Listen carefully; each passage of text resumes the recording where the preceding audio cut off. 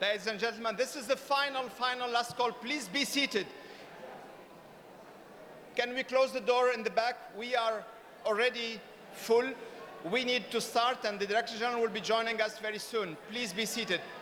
Mesdames et messieurs, je vous prie de vous asseoir et d'évacuer le milieu. Nous allons commencer dans quelques secondes.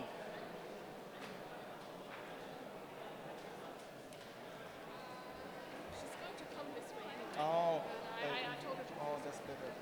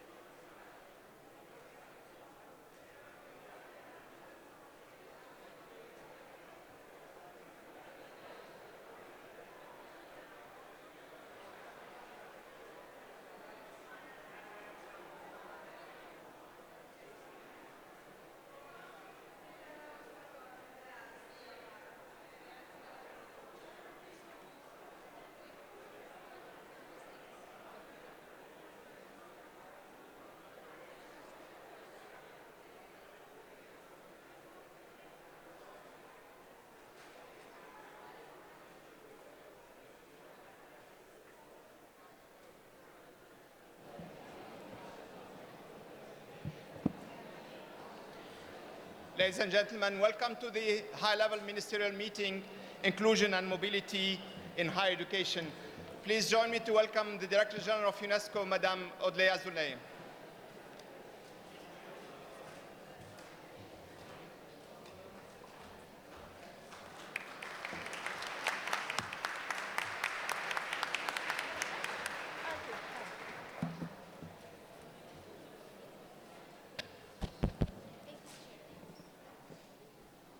Je vais peut-être attendre 2 minutes que tout le monde s'installe.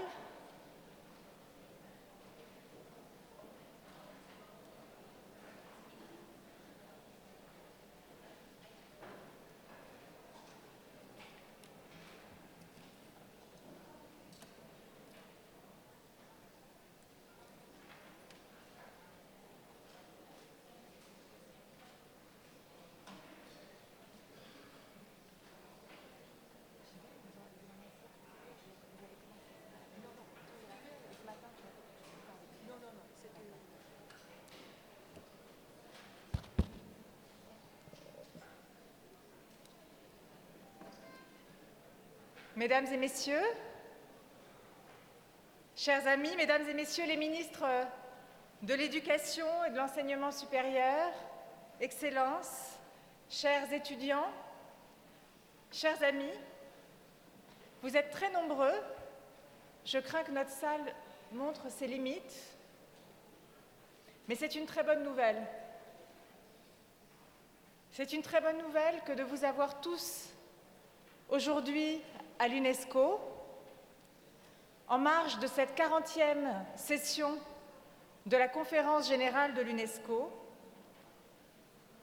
à un moment où l'éducation, la culture, les sciences, l'information ont un rôle crucial à jouer dans un monde en crise, comme l'a rappelé ici même hier le secrétaire général des Nations Unies. Nous allons traiter dans cette conférence générale de l'Unesco de sujets de fond,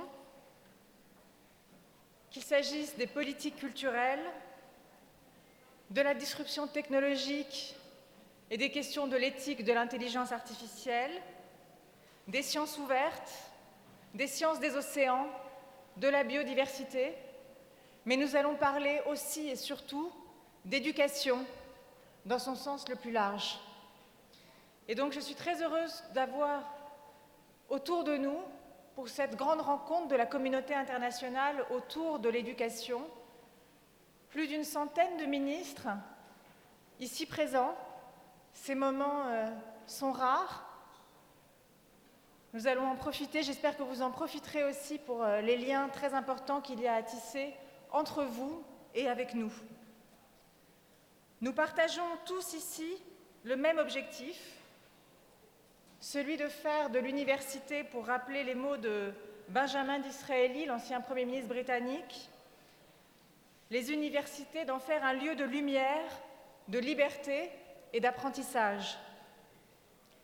Cet idéal était déjà celui de la première université au monde, l'université El Karawiyyin à Fès, fondée en 859. Et c'est un idéal que nous continuons de faire nôtre et qui n'a jamais été aussi actuel. Cet idéal du rôle des universités, du savoir, demeure, mais les conditions de sa réalisation ont bien changé. L'enseignement supérieur, qui est le thème de la réunion de cet après-midi, n'échappe pas aux grands mouvements du monde, il les anticipe même, qu'il s'agisse des conséquences de la disruption technologique, de la révolution digitale, de la révolution des apprentissages ou encore des déplacements de population. Je voudrais aujourd'hui, cet après-midi, évoquer rapidement avec vous 3 enjeux. Le premier enjeu, c'est celui de l'inclusion et des inégalités. Des inégalités entre États d'abord.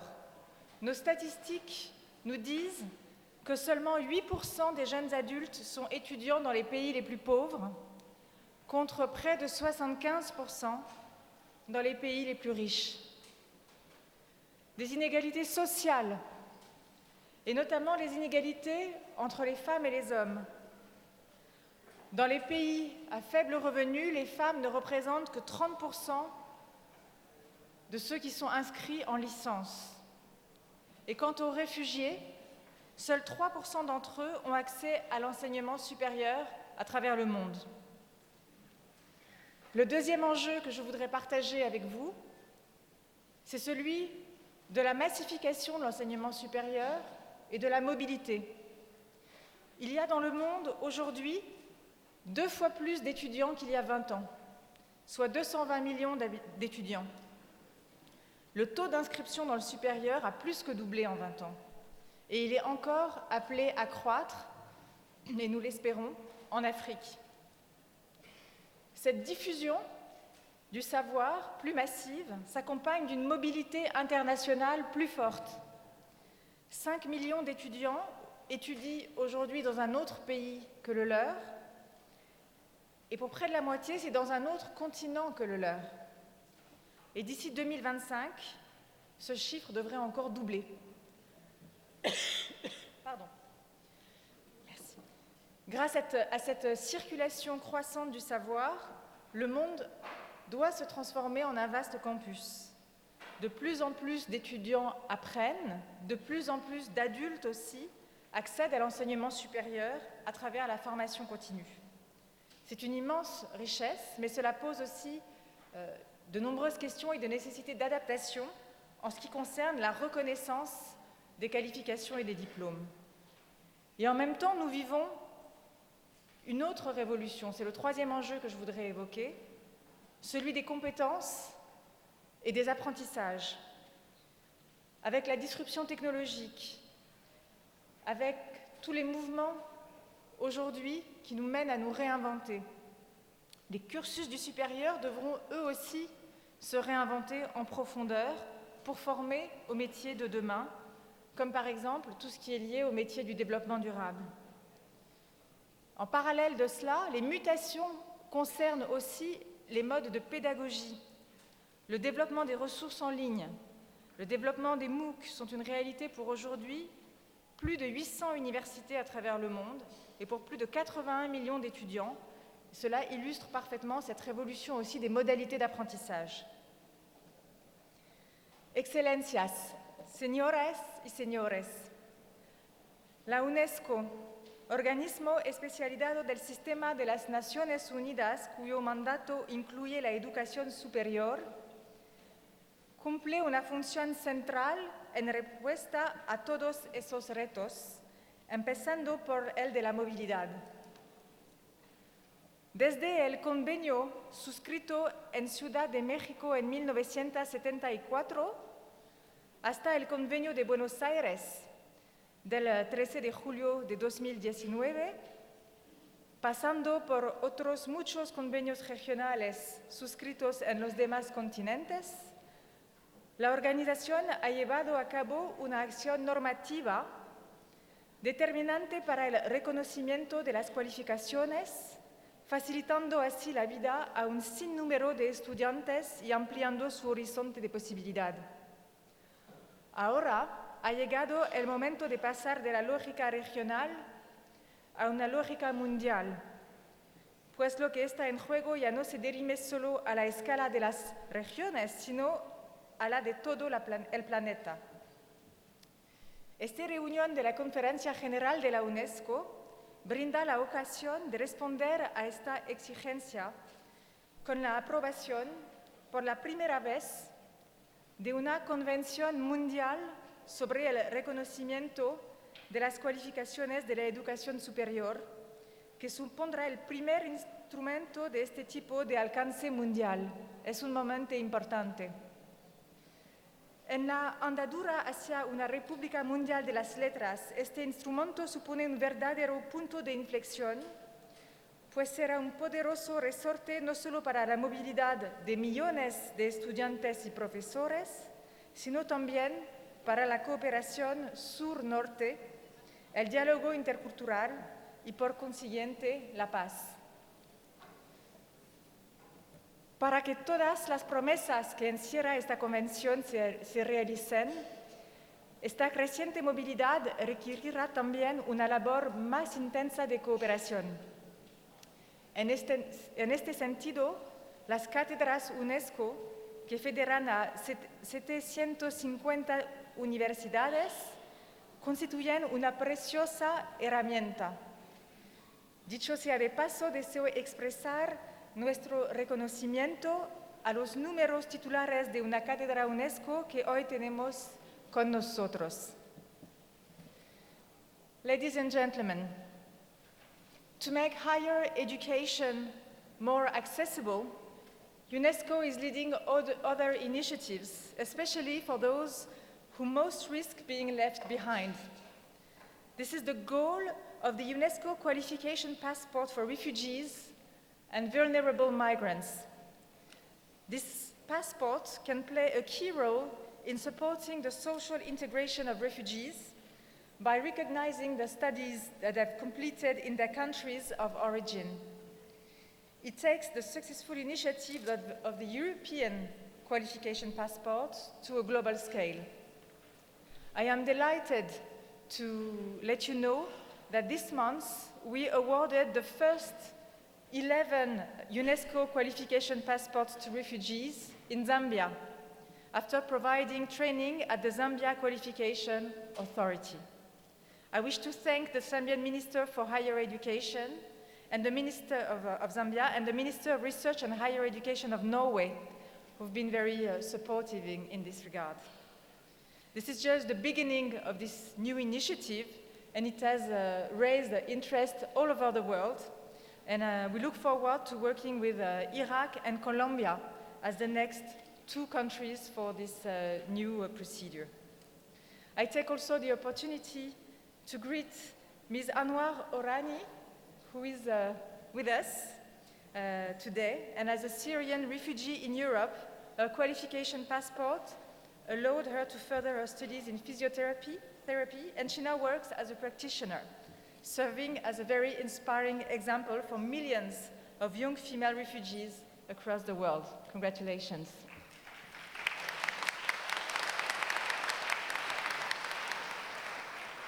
As you know, we also defend higher education in our efforts to support the resilience of society in post-conflict situations. This is the case in Iraq, for example, as part of our initiative Reviving the Spirit of Mosul. Through this project, we are making the recovery of the education system, and especially the higher education system and the University of Mosul, one of the rebirths of the city's, one of the conditions of the rebirth of the city and recovery from the occupation from Daesh. And lastly, we are, as you know, also active in the field of the skills revolution. At the last United Nations General Assembly, we launched a new initiative that we've called the Futures of Education, which reflects UNESCO's contribution to a prospective vision for education. This initiative, which is guided by an international commission led by the President of Ethiopia, Ms. Zalework Zewde, will build on extensive and open consultation with students, with professors, with civil society at large, and of course, political decision makers. It is an opportunity for all of us, for all of you as well, to contribute to this reinvention of education in the 21st century. To conclude, ladies and gentlemen, I want to thank you again for your presence here today with us.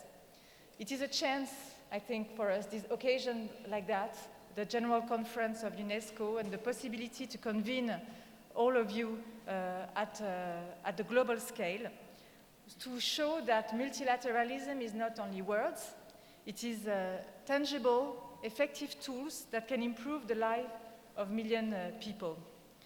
I think this global convention on the recognition of higher education qualification, which is to be adopted by our General Conference, will be clear evidence that multilateralism, despite its critics and sometimes its necessity to reform itself, is the most appropriate system for the interconnected world in which we live. In the field of higher education, multilateralism, and UNESCO in particular, have a key role to play. But we need all of you to do that, to strengthen this indispensable cooperation. Thank you very much for your presence, and have a good meeting this afternoon. Thank you.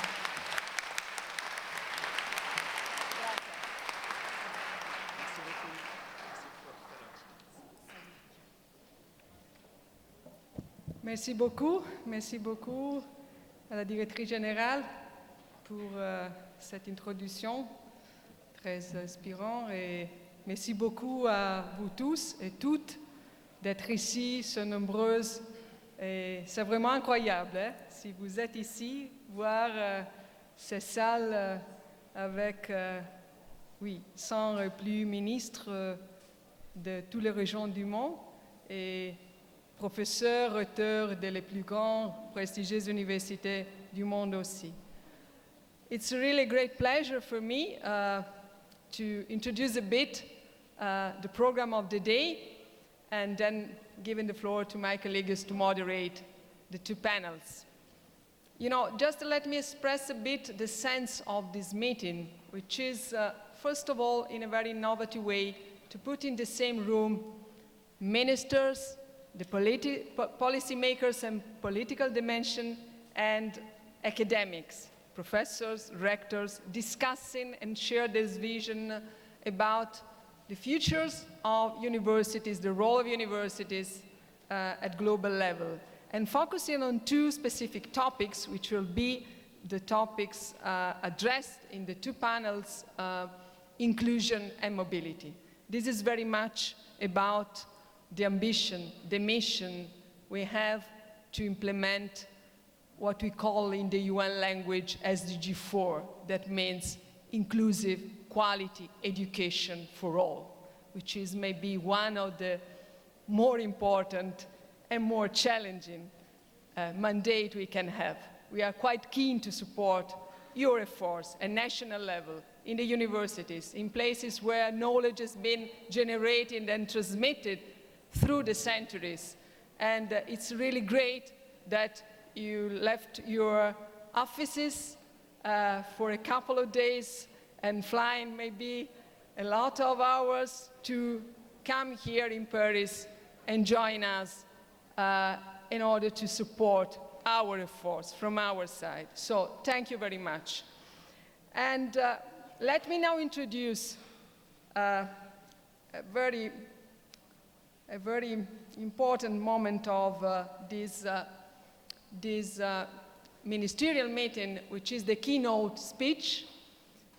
We asked, and he accepted, and we are very grateful to do that, to accept our invitation to Professor Fernando Reimers to inspire a bit the room about the role of education and the role of higher education in the context of inclusion and mobility. Fernando is a very outstanding scholar from Harvard University, is the Ford Foundation Professor of the Practice of International Education and Director of the Global Education Innovation Initiative, and is also member of the Futures of Education Report Commission, and we are very grateful for that.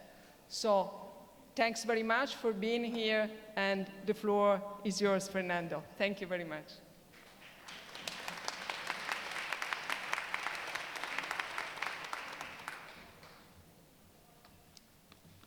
Thank you very much, Stefania, for that kind introduction. And thank you, Director General Audrey Azoulay and Assistant Director General for Education, Stefania Giannini, for the invitation to share a few thoughts at this important meeting.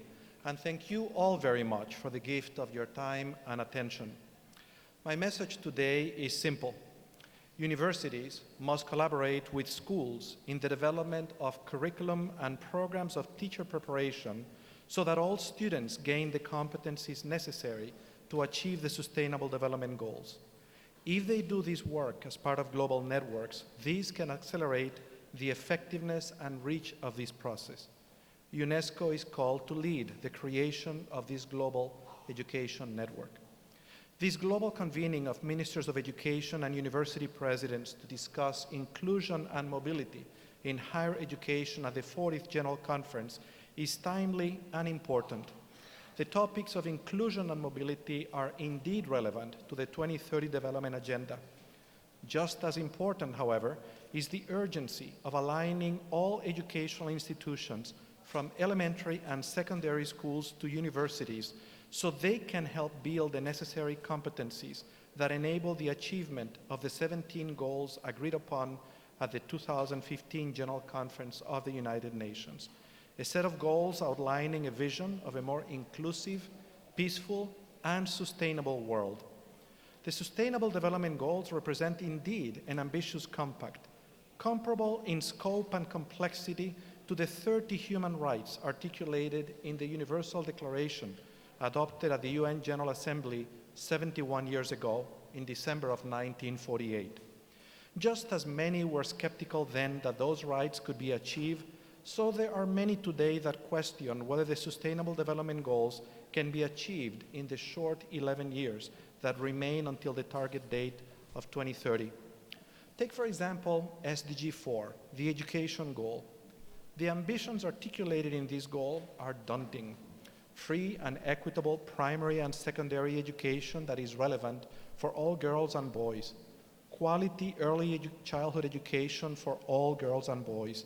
Equal access for women and men, affordable technical, vocational, and tertiary education, significantly more youth and adults with employable skills, inclusion in access to education for vulnerable populations, universal literacy and numeracy for all youth, universal knowledge to promote sustainable development. The reason the SDGs are significantly more ambitious than the Millennium Development Goals is twofold. First, the process followed to articulate them was one of the most inclusive ever followed in the history of the United Nations. These goals reflect, to a much greater extent than those of previous UN compacts, the views of governments around the world and of many representatives of civil society about the challenges we must address and about what constitutes inclusive and sustainable development. The second reason these goals are ambitious is because the nature of the challenges we face require nothing short of such ambitions. Take climate change, for instance. The Intergovernmental Panel on Climate Change has recently issued compelling reports that underscore the urgency of determined steps to stop global warming and mitigate the worst effects of climate change. Similarly urgent challenges concern persistent forms of social exclusion, inequality and poverty, intra- and interstate violence, challenges facing democratic institutions, and the growing number of internally displaced people and refugees. The Sustainable Development Goals are an imaginative and bold effort to address some of those challenges.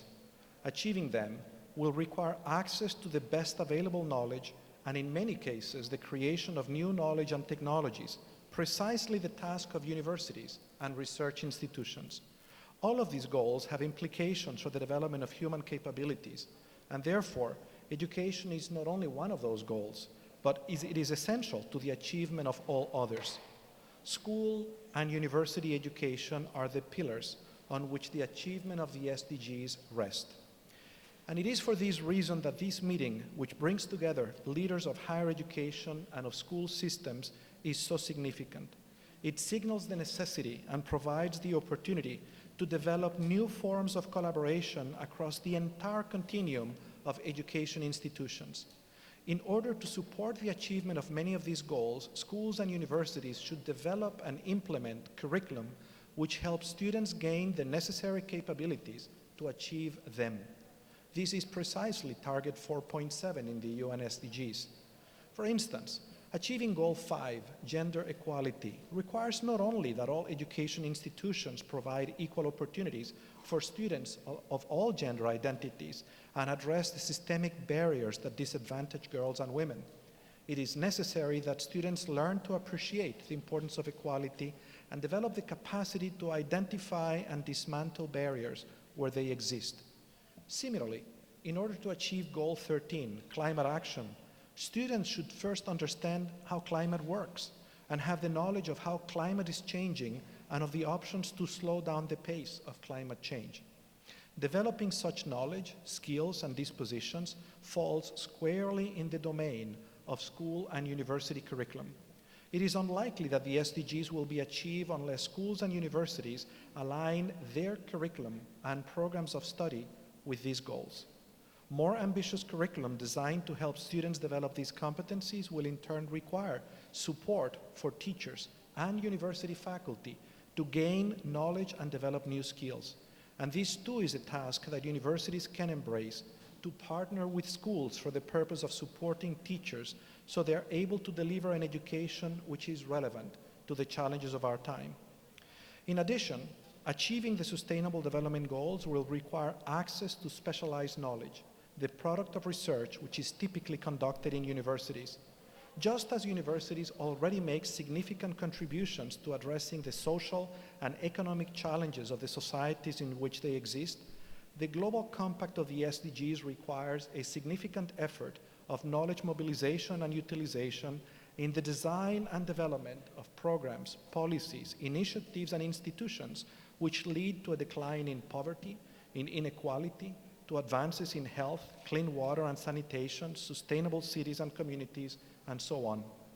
Universities are, as is science, one of the most cosmopolitan institutions invented by humanity. And just as challenges such as climate change, health epidemics, or global instability have no passport, so must the efforts to deploy science-based knowledge to address them be based on collaboration across national borders. Given the complexity of the task at hand, it is understandable that some would call for a readjustment of these goals towards more modest aspirations. The President of the World Bank, for example, has proposed a new focus for the bank's education efforts, addressing learning poverty, defined as the ability to read and understand a simple text by age 10. Important as such goal is, it is undoubtedly a dim reflection of the broader set of education aspirations agreed upon at the UN 4 years ago. But downscaling the aspirations adopted at the UN General Assembly 4 years ago in the face of their complexity will not make the challenges we face go away. Global warming or the challenges to governance caused by social exclusion and discrimination, or the challenges caused by cyber warfare will not wait until we're ready to take on goals of greater ambition than helping children read a short paragraph by the age of 10. What our times call for instead is the same resolve and leadership demonstrated by the international community in the wake of World War II, when a group of imaginative and courageous leaders adopted the Universal Declaration of Human Rights.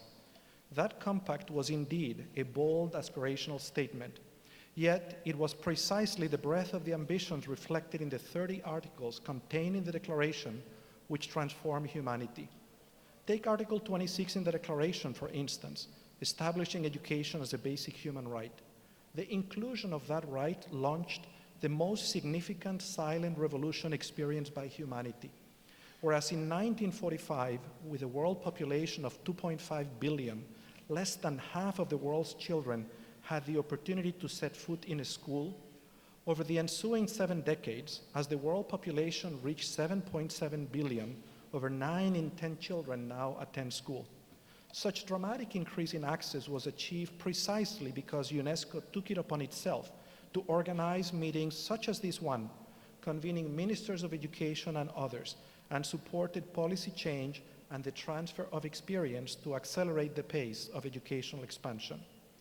And this is the role that UNESCO can play again at this crucial time in history, when we need universities and schools to strengthen their collaboration, to convene those of you leading these institutions, create networks of universities, learn from the ongoing good practice, and accelerate the process of innovation in producing curriculum and teacher professional development by disseminating best practices through these networks.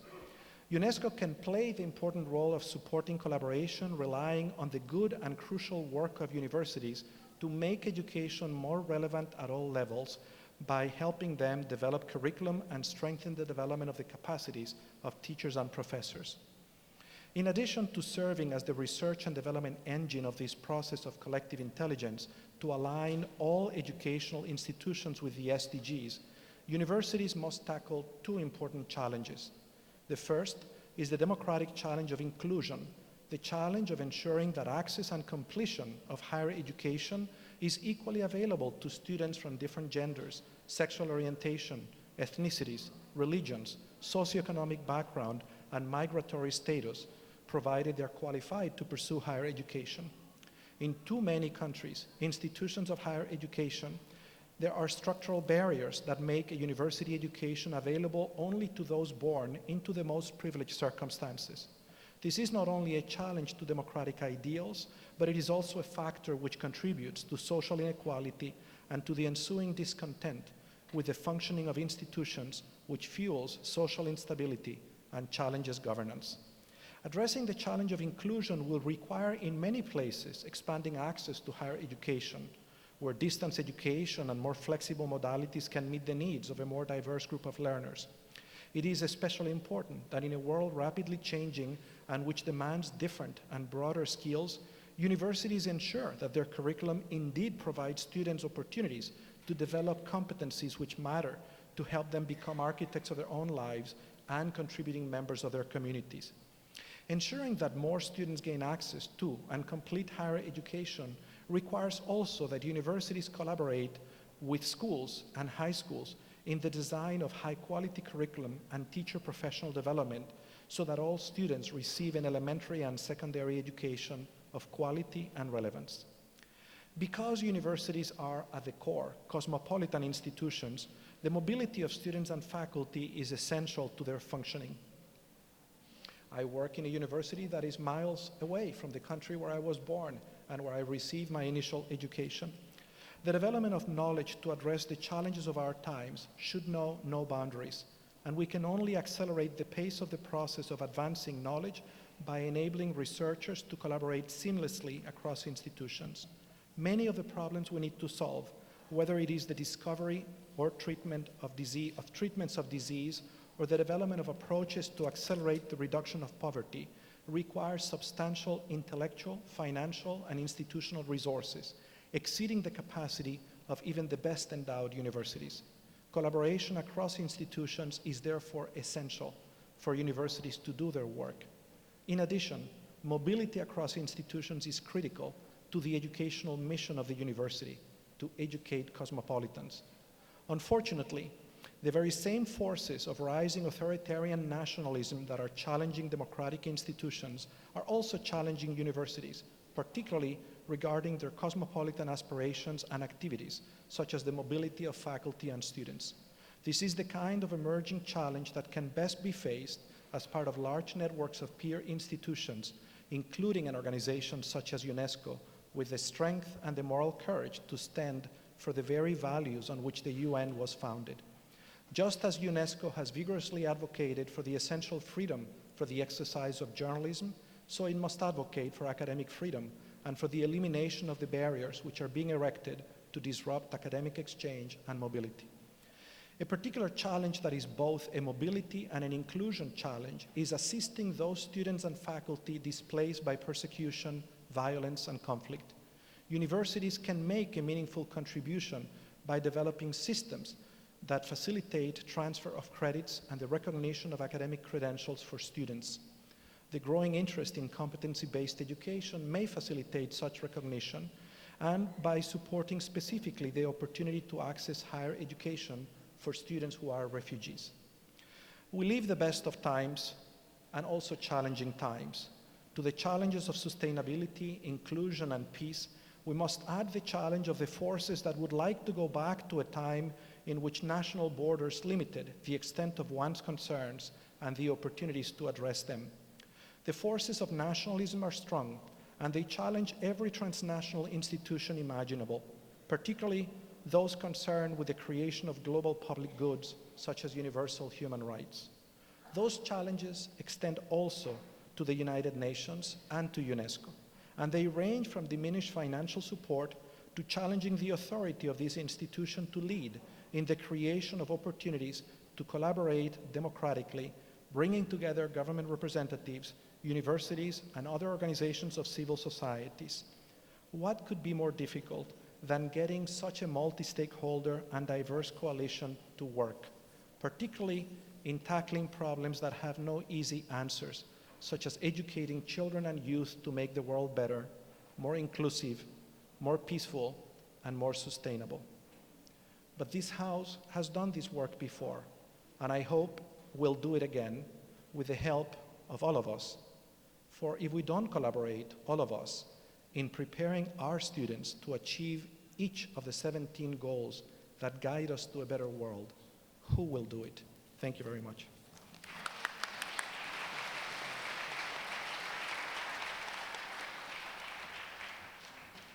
Thank you, Professor, for this inspiring remarks and setting a bit the scene for us.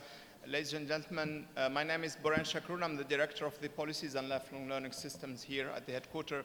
I will be moderating the first panel, which will be focusing on inclusion.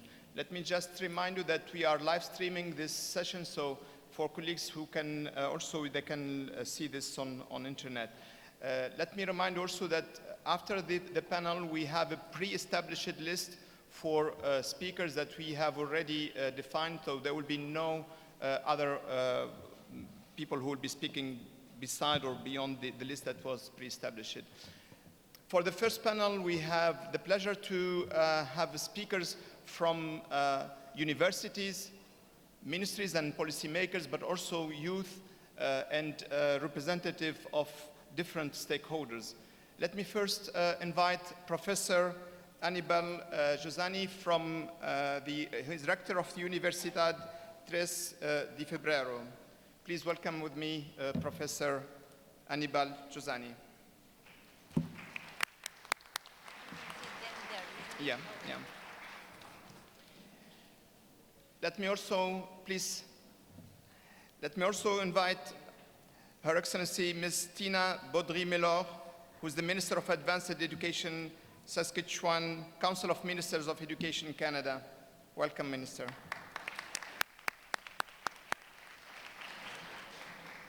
We have the pleasure to have a youth representative who is also youth representative to the Sustainable Development Goal 4 Steering Committee, Ms. Victoria Ibiwai.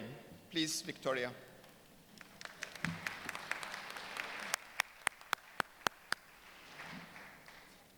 And last and not least, we have the pleasure to have with us Ms. Anwar Horani, who is a Syrian refugee who is holder of qualification passport. Welcome to you, Anwar. Please join us.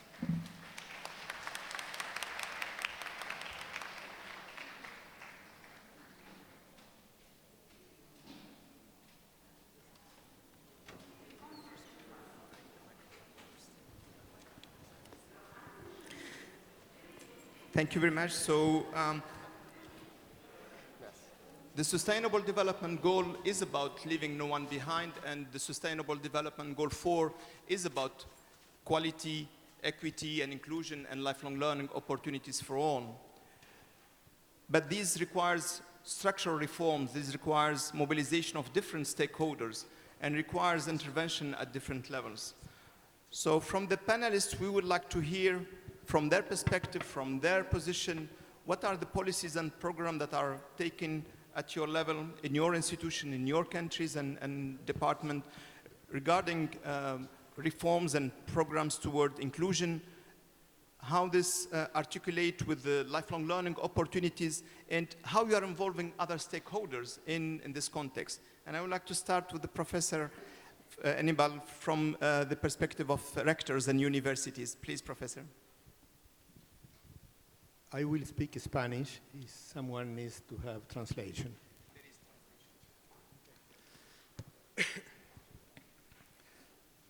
Bueno, antes que nada, muchísimas gracias por invitarme a este panel y por permitirme de esa manera participar en los esfuerzos que hace la Unesco por el mejoramiento de la educación mundial. Me tocó hace unos años ser durante 4 años el Chairman of the Board del Instituto Internacional para la Educación Superior en América Latina y el Caribe. Y en ese momento la discusión era entre aquellos que defendían una idea de la educación como una mercancía que podía ser transada como cualquier otro producto comercial, y otros que defendíamos la posibilidad de que la educación superior tenía que ser un bien social y que no tenía que ser transado como cualquier otra mercadería. Si analizamos la situación actual, yo diría que hay una diferencia, porque si bien esa situación no fue todavía terminada, esa discusión sigue vigente por parte de muchos que defienden la idea de del mercado, como la educación como parte del mercado. Creo que han aparecido problemas nuevos que nos tienen que hacer pensar. Por un lado, a lo largo de estos años, de esos 15 años que pasaron desde ese momento, se ha profundizado una crisis social en muchos países del mundo, pero se ha profundizado también un desprecio por la minoría, por las minorías, una falta de respeto al otro. Para quienes siguen la actividad, para quienes siguen la actualidad de los países de América del Sur, por ejemplo, habrán visto, habrán leído que estamos pasando etapas sumamente difíciles en varios países, y que por una información que recibí justo antes de entrar a esta reunión, incluso en Bolivia, la casa del rector de la Universidad Mayor de San Andrés acababa de ser quemada como parte de disturbios, como parte de protestas de determinada gente. ¿Por qué digo entonces que creo que hay un problema nuevo que debe ser encarado, y que es, por un lado, que la educación tiene que actuar en el sentido de tratar de superar, o la planificación tiene que actuar en el sentido de tratar de planificar elementos que impidan que eso que marcaba antes, como el no respeto por el otro o el desprecio por una persona porque tenga un color de piel distinto al de otros, o porque practique una religión distinta, o porque viva en determinadas zonas del mundo, tiene que ser terminado.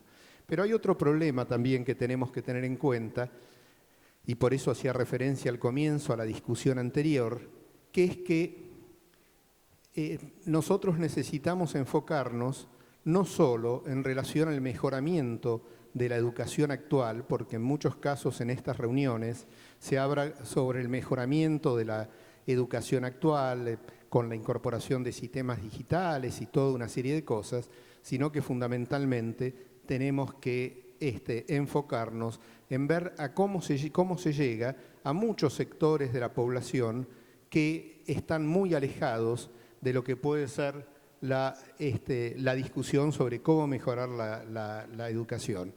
Y sectores que no solo dependen, que digamos que se van a hacer nuevas universidades o otro tipo de instalaciones, sino que fundamentalmente son sectores a los que hay que llegar a través de cuestiones que a primera vista pueden no parecer ligadas a la educación universitaria, como puede ser el deporte, el arte, la cultura, etcétera, etcétera, como una forma de acercar a esa gente a las universidades. Por eso decía, no solo depende de que se ponga una universidad para que la gente de ese lugar pueda ir a la universidad, sino que hay que crear una necesidad de amigabilidad, de acercamiento de la universidad hacia la gente para que eso sea posible. Yo lo digo desde la experiencia de ser ya desde hace muchos años rector de una universidad del conurbano bonaerense, es decir, de la zona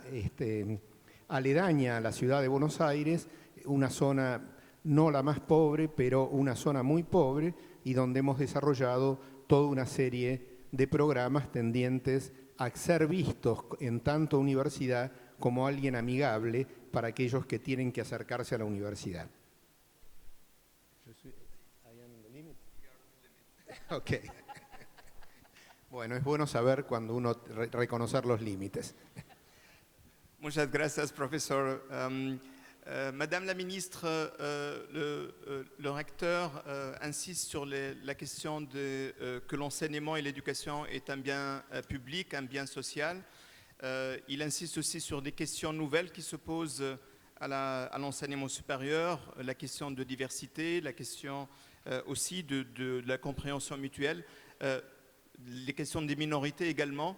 Dans votre pays, il y a des politiques nouvelles qui sont mises en place, il y a des programmes. Si vous pouvez nous dire davantage. Merci. Yes. Well, thank you very much. First of all, Your Excellence and distinguished guest, I want to thank UNESCO for having us here. I'd like to make sort of 4 points to this question.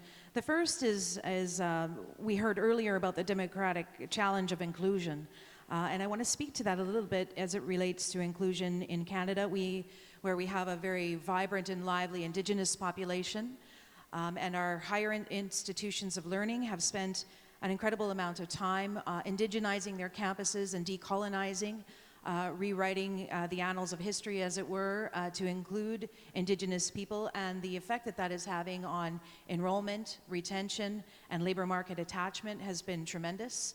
In addition to that, we have a number of specific Indigenous institutions which are operating not only as post-secondary classic universities, but also in the technical trades and applied learning spaces, which is really quite critical.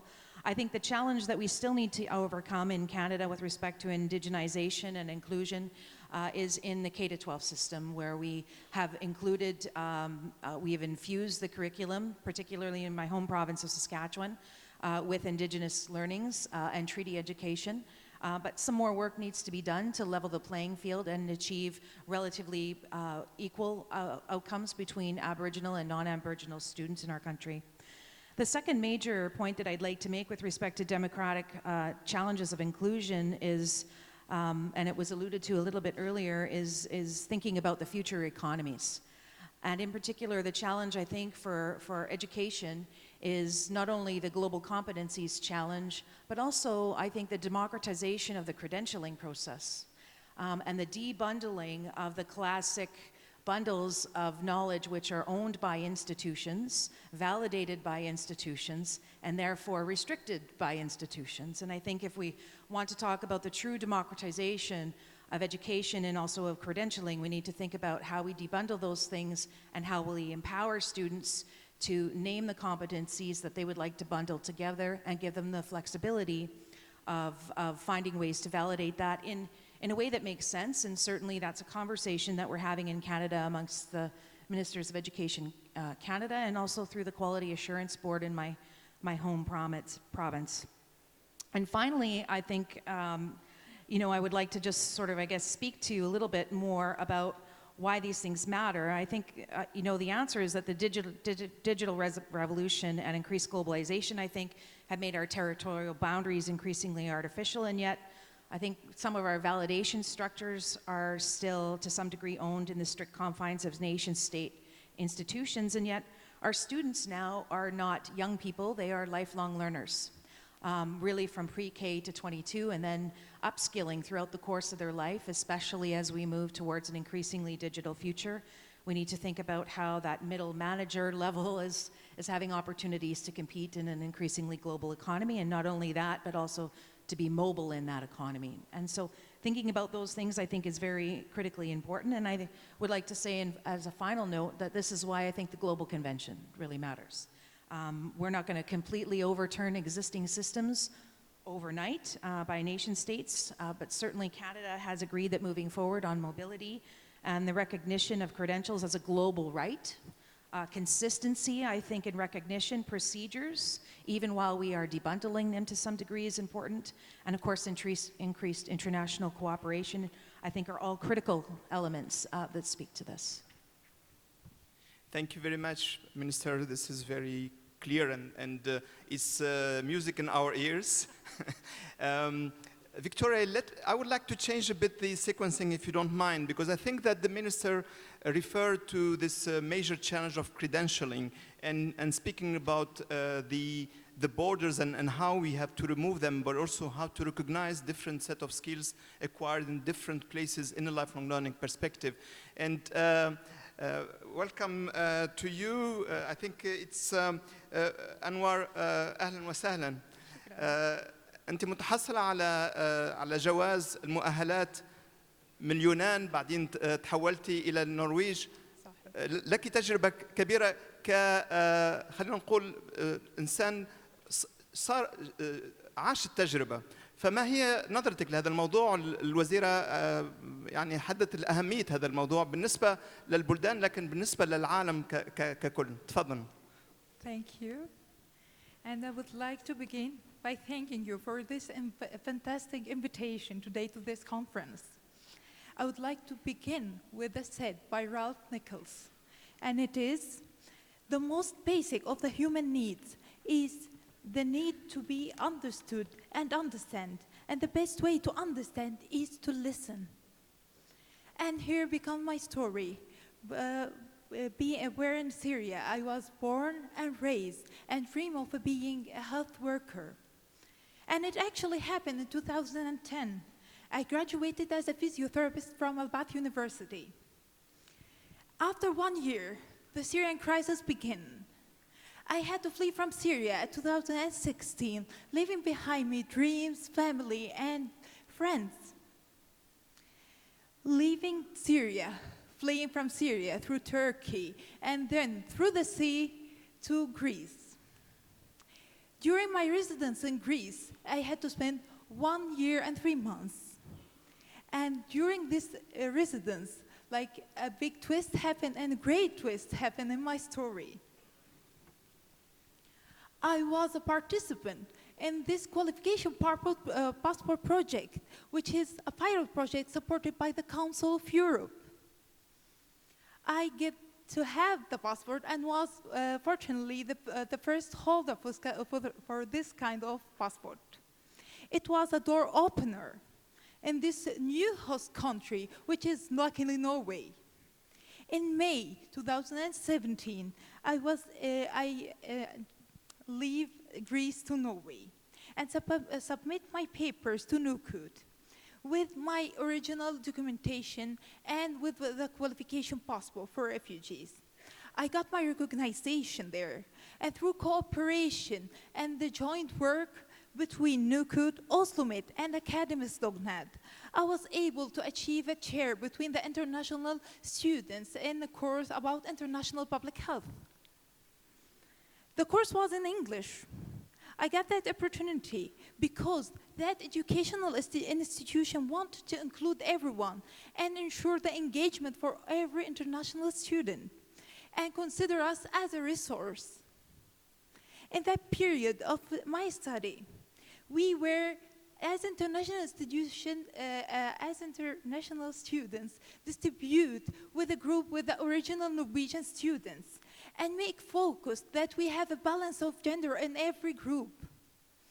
It was a real opportunity, not just for learning about the international public health, but also a life experience of establishing a new network and a deeper awareness. Through inventing several activities, we were able to share and be engaged in this and be taken considered like a contribute resource for the host country we are international student in.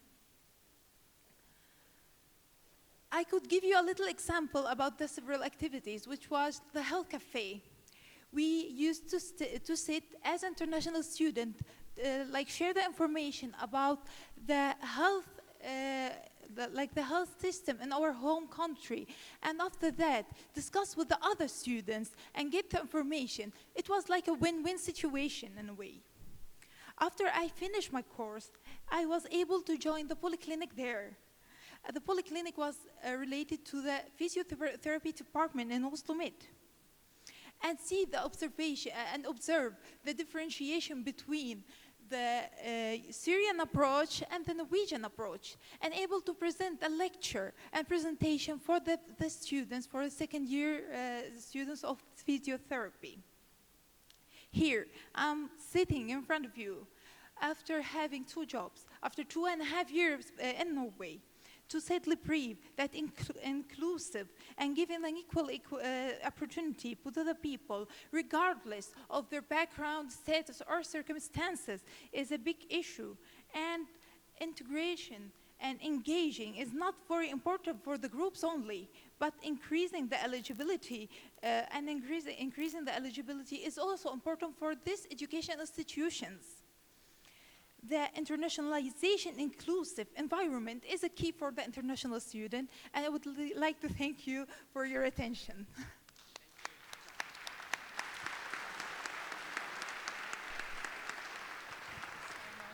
Thank you, Anwar. That's very important message that you are passing here. Victoria, Anwar is passing us 2 messages. One is about the importance of recognizing and acknowledging the skills acquired in different settings and different countries, and value that for education and for labor market. But it's also, I think she's passing a message about the international cooperation and solidarity.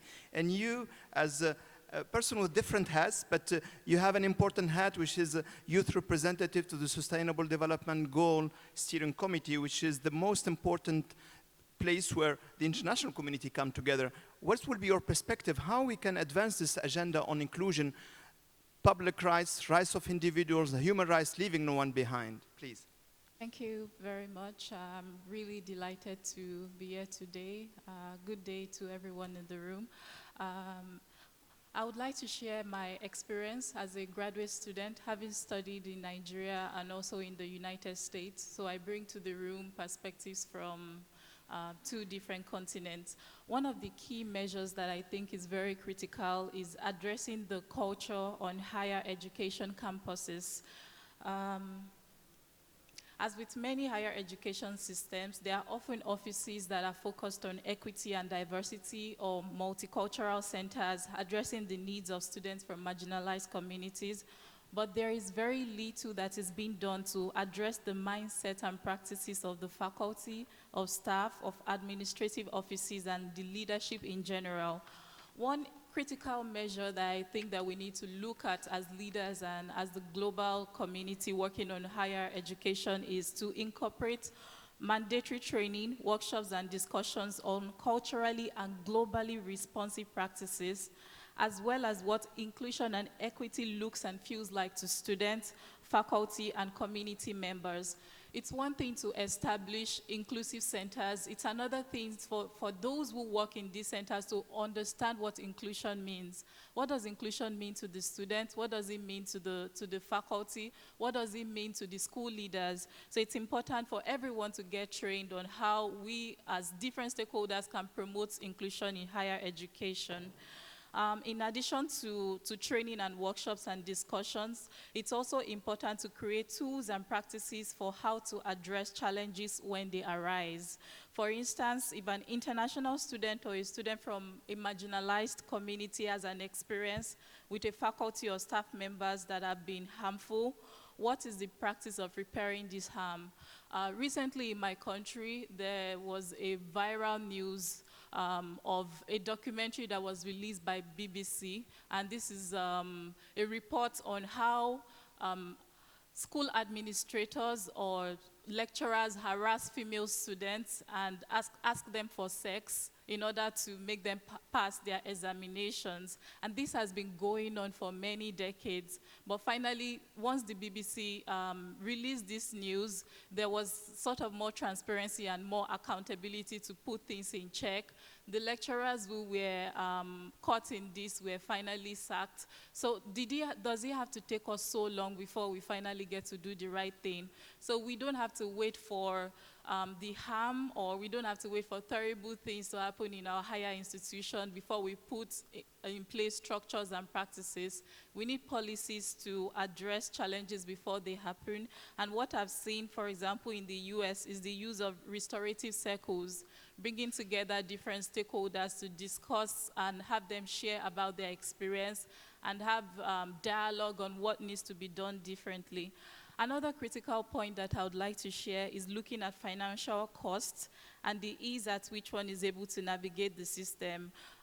There's no doubt that higher education is really expensive. In many countries, this is so. So from application form to enrollment to housing, there needs to be policies that are transparent and easy to understand. If higher institution is sharing information with potential international students, are they considering the wording and the language used? Are they culturally relevant? For example, students who are migrants or refugees and maybe English is not their primary language. How are they communicating with them?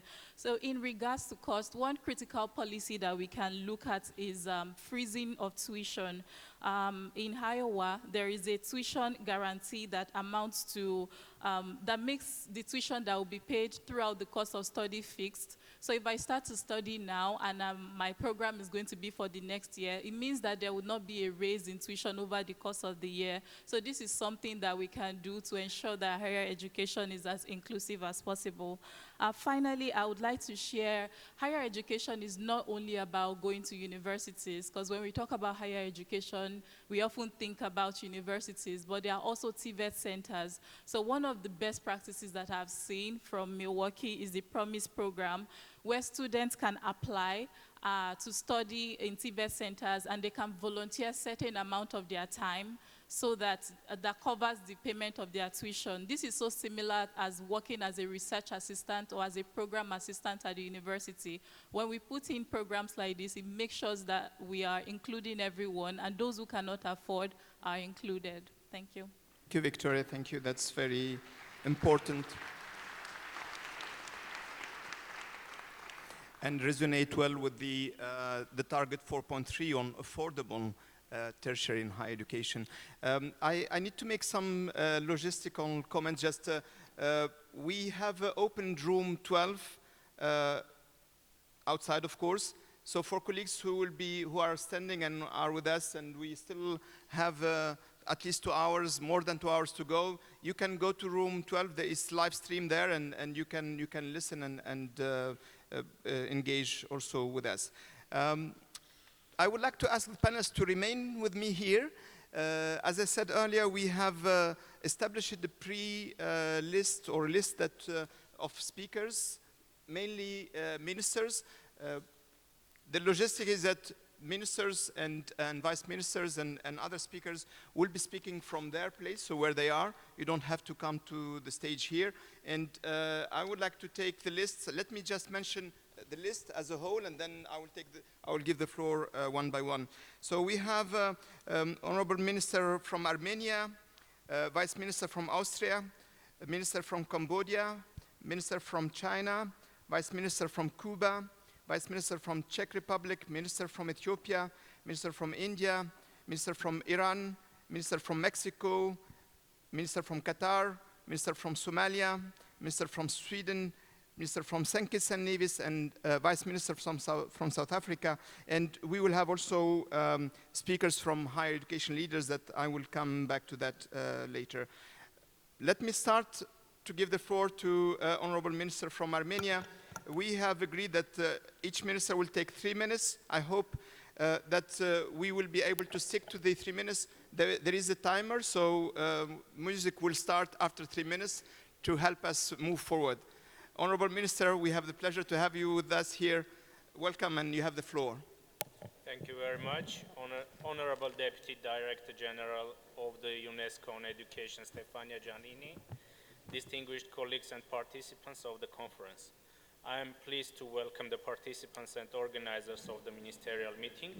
We highly emphasize the importance of UNESCO's commitment to fostering political will, international cooperation, and capacity in higher education in the framework of the 2030 agenda. The reforms in higher education started after Armenia's joining the Bologna process in 2005. Armenia is a country where education is seen as one of the key national assets of the country. All strategic documents identify the education sector as fundamental tool for the sustainable development of the country, and the principle of inclusive and quality education is recognized as primary prerequisite for the state of the policy field. Major developments in higher education and research will be conducted from 2019, and the strategy draft will be developed. The new law on higher education and science will also regulate the principles of upcoming reforms, which include academic freedom, autonomy, and the politicizing of higher education institutions.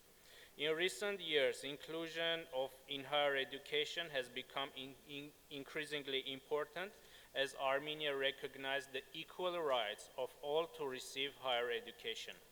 Armenia also supports the initiatives aimed at the rapid integration of migrants and refugees in all sectors of the society, and the education sector in particular. Education is a priority for refugees as it builds knowledge and skills for self-reliance.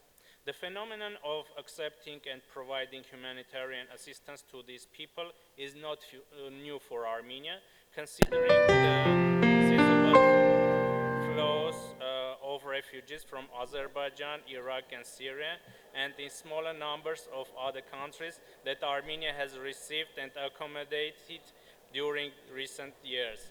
We attach great importance to integrating our migration policy into our development agenda and providing solutions to the problems facing migrants today, among which is their indispensable right to education.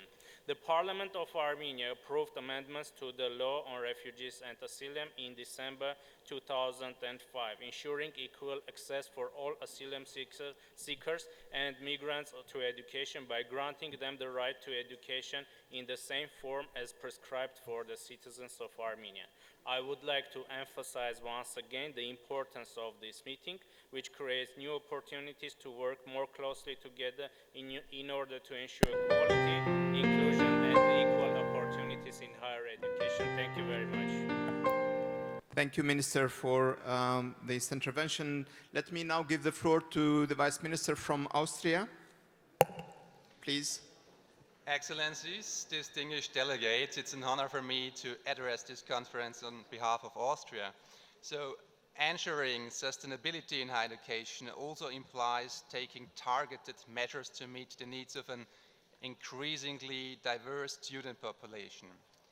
But excellence-oriented science has to be accompanied by equity-oriented higher education. Otherwise, we produce only exclusivity instead of inclusion. The social dimension in higher education complements the aspiration to achieve excellence that characterize every academic life. Austria has joined the Bologna Way and has developed a national strategy on social dimension in higher education. And the topic of our panel today strongly corresponds with one of the 3 target dimensions within the Austrian national strategy, which we have released 2017. In the strategy, it is called Creating Basic Parameters and Optimizing the Regulation of the Higher Education Policy.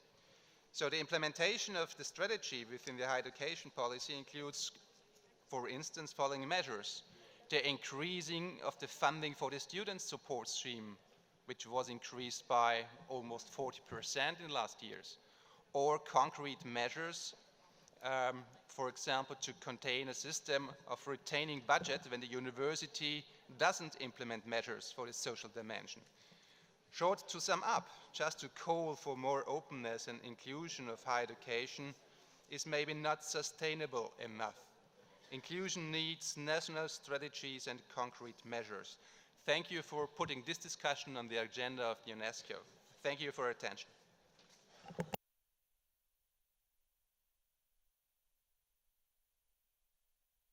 For mentioning also the different measures that your country has taken in this area. Let me now give the floor to the Minister of Cambodia.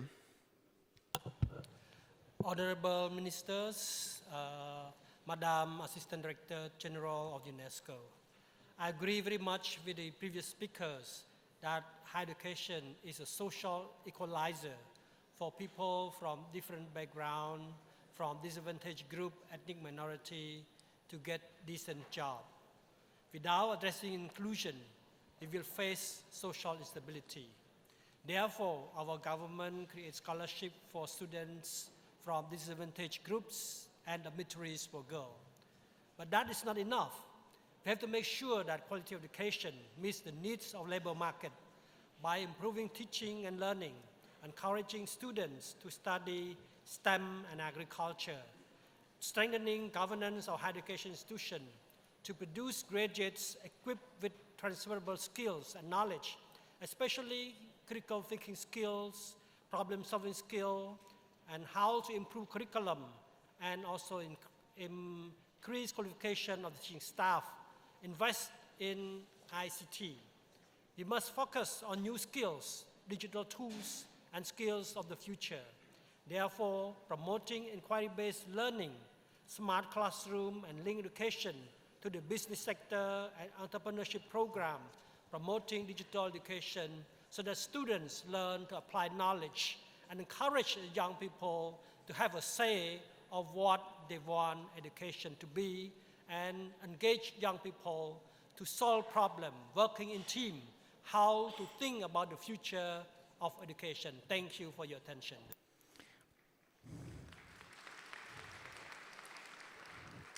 Thank you, Minister, in emphasizing the learning in different settings, including in the workplace. That's very important. Minister, buenas tardes. Welcome to you, and you have the floor. Cuba. Sorry. Muy buenas tardes y muchísimas gracias por esta posibilidad de intercambiar algunas ideas. Bueno, primero, un primer pensamiento que es que una sociedad inclusiva solo puede ser el resultado de la política del Estado que acompaña. Nosotros no solo hemos defendido esa educación de derecho para todos y a través de toda la vida, sino que esa educación tiene que ser de calidad, pero tiene que ser inclusiva también. Tiene que considerarlos a todos y a todas. Pero es una educación que además tiene que ser formada en valores, esos valores de humanismo, de solidaridad, de colaboración, esos valores que tienen mucha identificación hoy con los objetivos de desarrollo sostenible. Nos están hablando de un mundo diferente, un mundo que necesita de esa solidaridad y de ese acompañamiento. Por lo que los retos de la educación superior en estos momentos son muy grandes. No es necesario cambiar nuestros programas, sino conformar desde la propia educación, desde las propias carreras, cómo logramos a ese profesional que acompañe ese humanismo. Nosotros pensamos, la educación superior cubana hasta la fecha ya tiene una experiencia de 50.000 graduados extranjeros de 137 países. Hemos compartido lo que tenemos realmente y nos parece que esta oportunidad que está dando la Unesco con este convenio, esta convención global y este convenio de reconocimiento de cualificaciones de títulos realmente es muy importante. Reconocernos nos ayuda a todos al respecto. Establecer políticas, establecer apoyo, toma de decisiones que nos permitan hablar de esa inclusión y, por supuesto, continuar incrementando la cooperación internacional. La educación superior estamos retados a cambiar y a tener modelos más inclusivos, realmente un compromiso hacia trabajar una sociedad más justa, más equitativa y más pacífica. Realmente a mí me gustaría, para terminar, yo utilicé una pregunta que nos hacía nuestro héroe nacional José Martí. ¿Para qué si no para poner paz entre los hombres han de servir los adelantos de la ciencia? Y realmente tiene mucho que ver con el pensamiento, con la frase de la Unesco, construir la paz en las mentes de los hombres y las mujeres. Tenemos que construir mentes de paz, de solidaridad, de apoyo, de colaboración. Solo así podemos estar contribuyendo a esos objetivos y a esa Agenda 2030 que nos tenemos planteados todos. Muchas gracias. Muchas gracias.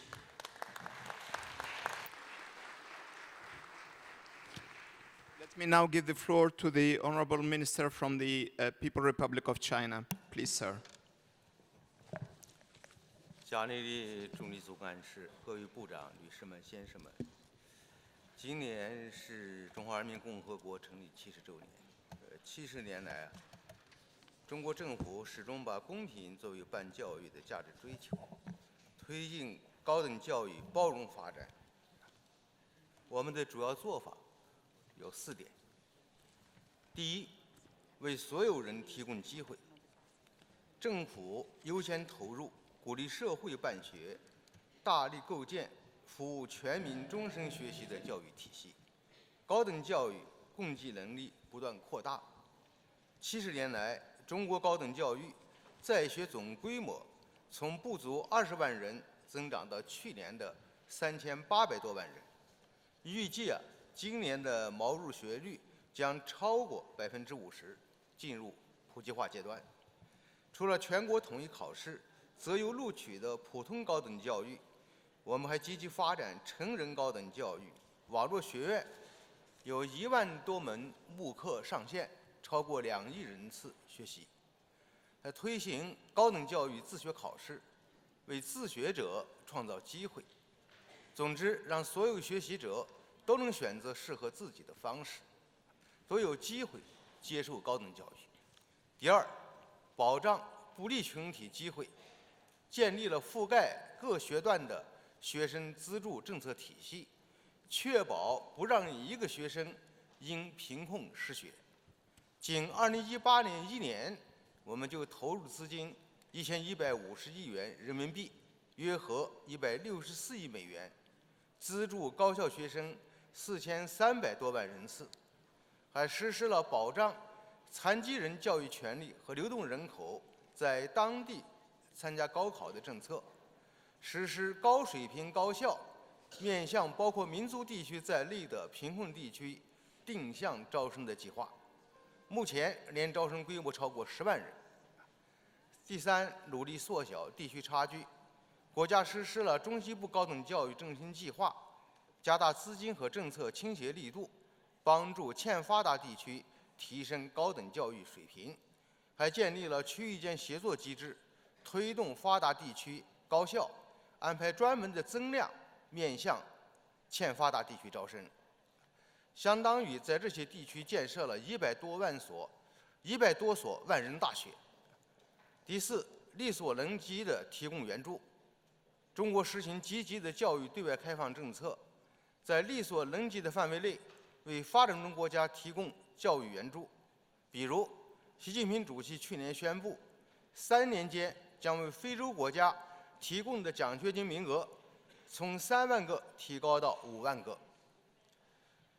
女士们、先生们，中国正在全力实施2030教育议程，加快推进教育现代化。我们倡议全会员国充分利用教科文组织的平台，加强多双边高等教育合作交流，共同促进高等教育发展。谢谢大家。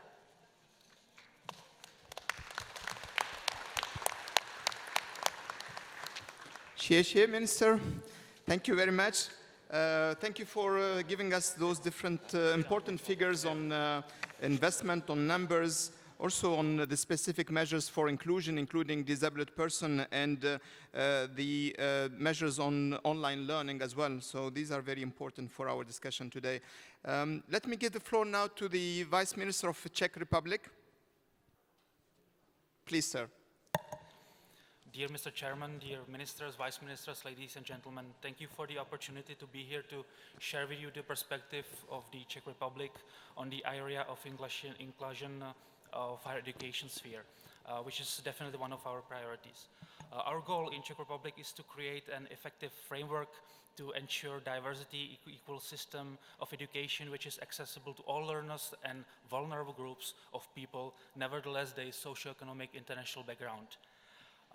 One of our top priority documents is a strategic plan for higher education, and in that document we try to cultivate a debate within Czech Republic, both in the meaning of legal and financial tools and measures, but also cultivating the debate so that we recognize the level of intervention for both national and institutional, so that every stakeholder knows his role in the system and what intervention and measures they should make.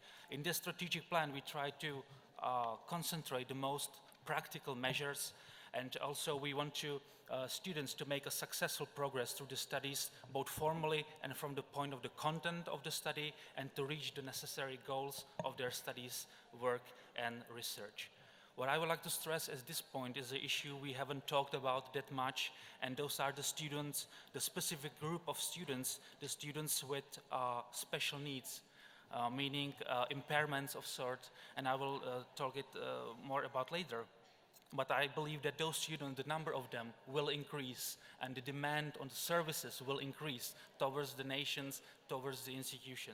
And so we adopted a special rules for providing support to public universities with a special methodology, special typology of those students. So we have a special financial support, counseling services, school infrastructure to make this demand somehow fulfilled.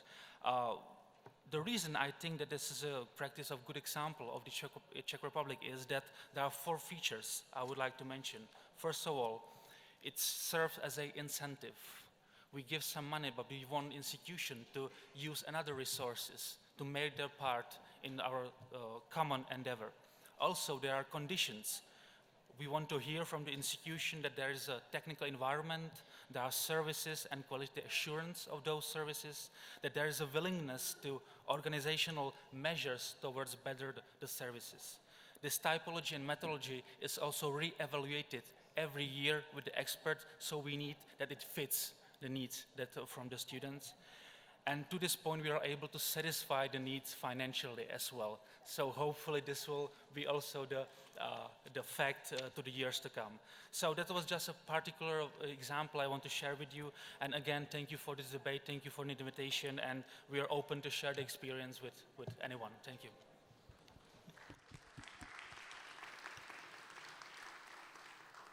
Thank you for highlighting the special needs and the structural reforms and measures that you have put for this target group.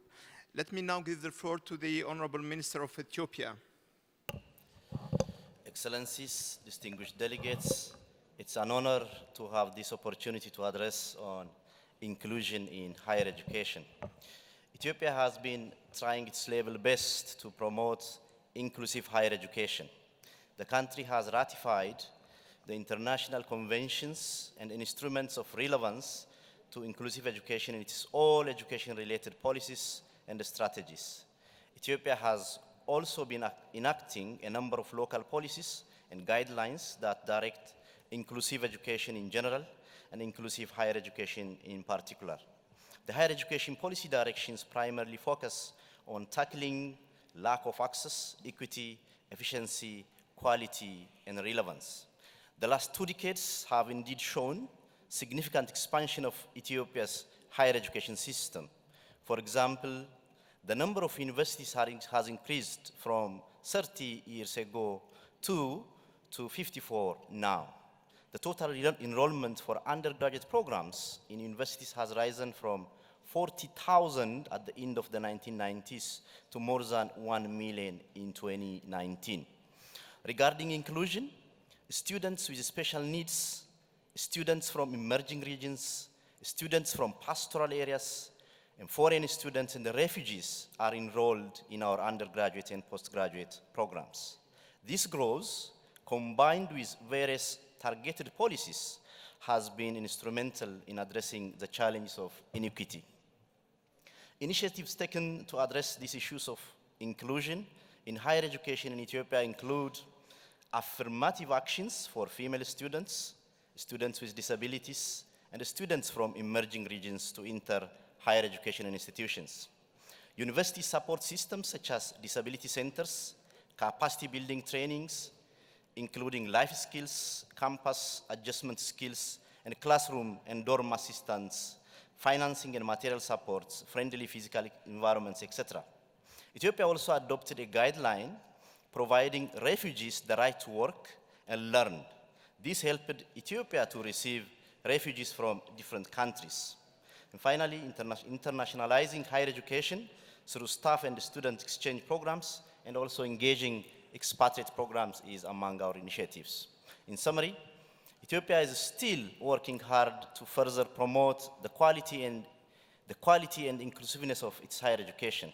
For instance, we are revising our education and training policy, developing a long-term education and training development roadmap, reviewing our curricula, differentiating our universities on the basis of areas of specialization and on internationalization. Nevertheless, much more remains to actualize fully inclusive higher education as intended. Responding to the complex realities behind equity challenge is a difficult task in the context of a young, rapidly massifying, and under-resourced higher education system. Therefore, I believe that this high-level meeting will give us a great opportunity to share vital experiences from other countries. Thank you very much for your attention. Thank you, Minister, for sharing with us the way your country is dealing both with the massification but also quality and inclusion. Thank you. The next speaker is the Minister of India. The Minister of India will be speaking in Hindi, but the interpreters have the speech and have that in English, so please put your earphones. The floor is yours, Minister from India. विशिष्ट प्रतिनिधिगण, उपस्थित भाई और बहनों, शिक्षा मंत्रियों की उच्च स्तरीय शिक्षा बैठक में प्रतिभाग करते हुए मुझे अत्यंत हर्ष है। इस आयोजन के लिए यूनेस्को सचिवालय का मैं आभार प्रकट करता हूँ। सदियों पुरानी अजर अमर भारतीय संस्कृति न केवल संपूर्ण भारतवर्ष को एक सूत्र में पिरोती है, बल्कि सामाजिक आर्थिक उन्नयन मार्ग भी प्रशस्त करती है। हमने संपूर्ण विश्व को एक परिवार माना है। वैश्विक परिवार के कल्याण की परिकल्पना करते हुए हम अयम निजाह परोवेति गणना लघु चेतसाम उदार चरिता नाम तु वसुधैव कुटुंबकम की भावना से प्रेरित हैं। हमारे संविधान निर्माताओं ने इस बात का विशेष ध्यान रखा कि देश की समृद्ध विविधता को न केवल संरक्षण हो, बल्कि उसे शिक्षा के माध्यम से पल्लवित किया जाए। 33 साल बाद आ रही नई शिक्षा नीति में हमने समावेशित शिक्षा को बढ़ावा देने हेतु विविधता को स्वीकार करते हुए विद्यार्थियों की व्यक्तिगत आवश्यकताओं और क्षमताओं में बेहतर सामंजस्य स्थापित किया है। शिक्षक शिक्षण अधिगम प्रक्रिया की सबसे महत्वपूर्ण कड़ी है और इसलिए हमने विश्व में सबसे बड़े कार्यक्रम निष्ठा को प्रतिपादित किया है। भारतीय उच्च शिक्षा नीति के गुणवत्ता परक सुधार और उसे बहनीय बनाने के लिए हम दृढ़ संकल्पित हैं। स्वयं प्रभा और स्वयं पोर्टल के माध्यम से हम न केवल भारतीय विद्यार्थियों को बल्कि विदेशी छात्र छात्राओं को उच्च शिक्षा ग्रहण प्रदान करने के लिए कृत संकल्पित हैं। स्वयं के माध्यम से 12.3 मिलियन छात्र हमारे लाभान्वित हो रहे हैं। अफ्रीका राष्ट्रों के साथ हमारा समझौता हुआ है। हाल में ही 1000 आसियान देशों के छात्रों को हमने श्रेष्ठ तकनीकी संस्थानों में शोध के लिए छात्रवृत्ति दी है। संपूर्ण विश्व से विद्यार्थियों को भारत आकर्षित करने हेतु हमने 2018 में स्टडी इन इंडिया प्रारंभ किया, जिसके तहत 2500 छात्रों को हम छात्रवृत्ति दे रहे हैं। अंतर्राष्ट्रीय स्तर पर शैक्षिक समावेशन को बढ़ावा देते हुए हमने डो इंडिया कार्यक्रम की शुरुआत की है। इस योजना के तहत हमारे अध्यापकों, शोधकर्ताओं, विद्यार्थियों को आदान प्रदान हो सकेगा। विश्व के शीर्ष शैक्षणिक संस्थाओं के साथ शैक्षणिक शोधात्मक सहयोग को नई गति प्रदान करने के लिए हमने स्मार्ट योजना चलाई है। सबके लिए शिक्षा का अधिकार अधिनियम 2009 के माध्यम से सभी वर्गों को हम शिक्षा प्रदान कर रहे हैं। विज्ञान एवं प्रौद्योगिकी क्षेत्र में वज्र 2015 में हमने शुरू किया, जिसके तहत विदेशों से शिक्षा और अनुसंधान से जुड़े अध्यापकों को भारत में अनुसंधान करने का अवसर मिलेगा। इसके अतिरिक्त ज्ञान परियोजना में भी हम उच्च शिक्षण संस्थानों को प्राविधान कर रहे हैं। मुझे उम्मीद है कि इस मंत्री स्तरीय बैठक में यूनेस्को के सदस्य देशों में छात्रों और उच्च संकायों की गतिशीलता के साथ अंतर्राष्ट्रीय समावेशन को व्यापक बढ़ावा में मदद मिलेगी। बहुत बहुत धन्यवाद।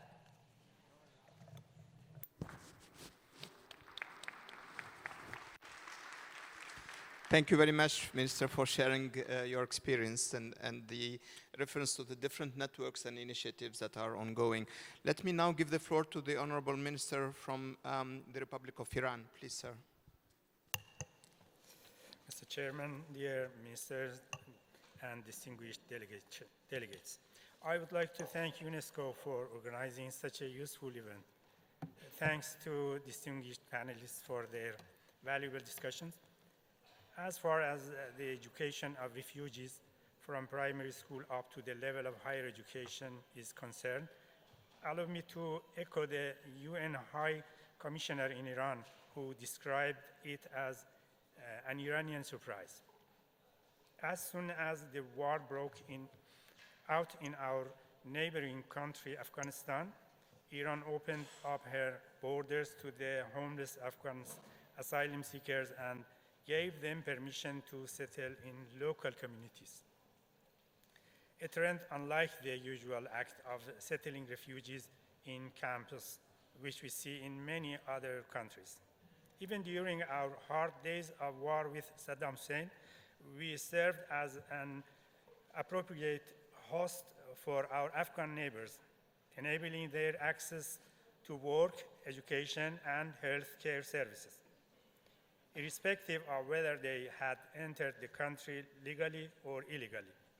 We also opened our borders to Iraqi migrants even during the war.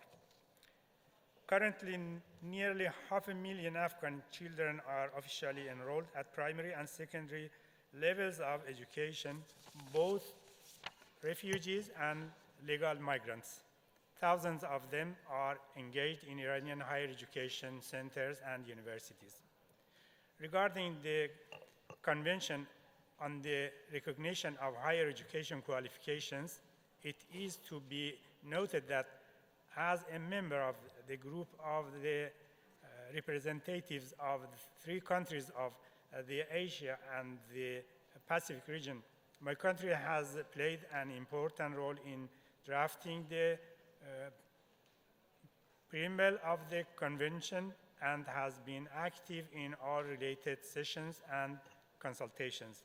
Let us strengthen ties to enhance access to quality education at institutions of higher education and universities, further enabling international educational opportunities and facilities for researchers and achieving dynamism in higher education. Thank you.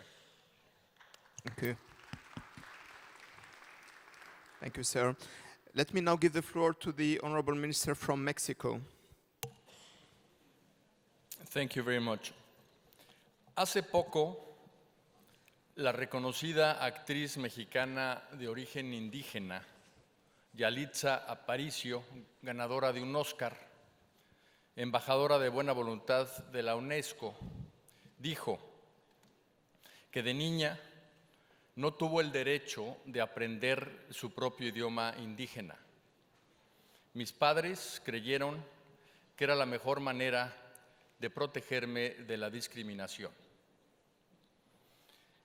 En la actualidad, esto está cambiando.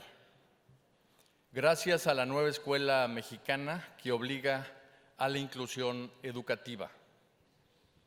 Hoy apreciamos la riqueza de nuestras 69 lenguas y la diversidad cultural de todos los habitantes del país. Lo que estaba al margen empieza a ubicarse al centro. Pero la inclusión solo es posible luchando por desterrar la discriminación que históricamente ha vivido Latinoamérica en general y México en particular. Nuestras sociedades han sido divididas racialmente entre indígenas, mestizos y criollos. Por ello es que acabamos de cambiar la Constitución del país y las leyes educativas para hacerlas inclusivas. Por ello, a partir de este año, se están dando 10 millones de becas a la población marginada, a los estudiantes de México, especialmente indígenas, para que no abandonen sus estudios. Por ello, se están creando 100 nuevas universidades en las zonas más pobres del país, con especialidades en necesidades locales. Por ello, se están entregando $1,000 millones directamente a las escuelas marginadas de México, y por ello los contenidos educativos tendrán un enfoque humanista, ético, moral e inclusivo para sanear el tejido social. La inclusión y la movilidad social serán nuestra palanca de desarrollo. Muchas gracias.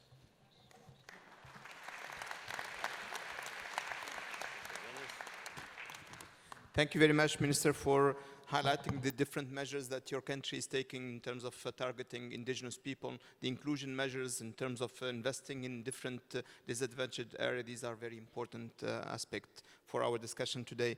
Let me give the floor now to the Honorable Minister from Qatar. سيدي الرئيس، أصحاب السعادة، السيدات والسادة، تحرص دولة قطر على الالتزام بالاتفاقيات والمواثيق الدولية الخاصة بدعم وتعزيز الحراك الأكاديمي الإقليمي والتعاون الدولي في مجال التعليم العالي وإتاحته للجميع مدى الحياة. لذا فإن الدولة من خلال مؤسسات التعليم العالي الوطنية والخاصة تعمل بالشراكة مع المنظمات الدولية ومؤسسات المجتمع المدني على توفير فرص التعليم لملايين الشباب والأطفال المقيمين في البلاد والنازحين والمشردين على مستوى دول العالم النامي والذي أنهكته الصراعات والنزاعات المسلحة، وذلك إيمانا منها بأن التعليم حق للإنسان أينما وجد بغض النظر عن جنسه أو لونه أو معتقده. وقد تضمنت رؤية قطر 2030 والخطط الاستراتيجية لقطاع التعليم والتدريب نتائج وبرامج ومؤشرات خاصة بالتعليم العالي، إذ تم استحداث كليات وأقسام جديدة في جامعة قطر باعتبارها الجامعة الوطنية، وإنشاء العديد من أفرع الجامعات العالمية في الدولة بمشاركة القطاع الخاص، مما أتاح فرص التعليم العالي المجاني للمواطنين ولأعداد كبيرة من أبناء الجاليات المقيمة على أرض الدولة والوافدين من الدول التي تعاني من النزاعات المسلحة. كما حرصت الدولة على توفير فرص التعليم العالي للفقراء والنازحين على مستوى العالم، خاصة في الدول النامية، حيث حرصت مؤسسة التعليم فوق الجميع على التعاون مع منظمات عالمية مثل اليونسكو وصندوق النقد الدولي واليونيسيف وغيرها من المنظمات الوطنية والإقليمية. ومن خلال برنامج الفاخورة قدمت تلك المؤسسة منحا دراسية وأتاحت إمكانية الحصول على التعليم العالي للشباب المشردين والنازحين من مناطق عدة مثل فلسطين وسوريا، فضلا عن دعم وإعادة وإعمار وتأهيل الكثير من المؤسسات التعليمية المتضررة بسبب النزاعات، والتي من بينها 18 جامعة.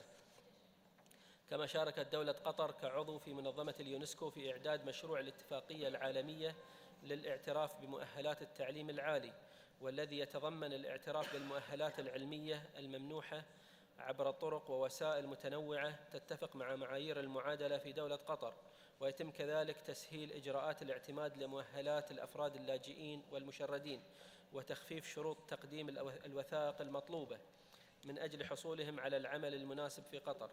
كما تقوم وزارة التعليم والتعليم العالي بتعزيز الحراك للطلاب والأساتذة والباحثين، والتوسع في حوافز ونظام إعداد المعلمين من المواطنين والوافدين وتدريبهم، سعياً لزيادة عدد المدرسين العاملين في جميع مراحل التعليم.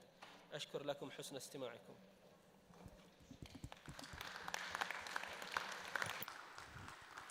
شكرا سيد الوزير على هذه المداخلة والتأكيد على التعليم كحق، كذلك الاهتمام بالوافدين والقطريين على نفس المستوى. Let me now give the floor to the Minister of Somalia.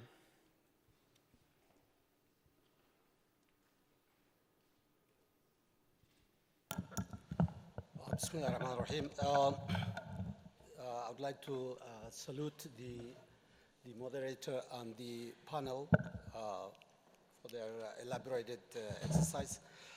In Somalia, we have a sound legislation and also a sound policy safeguarding the inclusion of refugees and immigrants, though we have a very limited number of refugees in our country.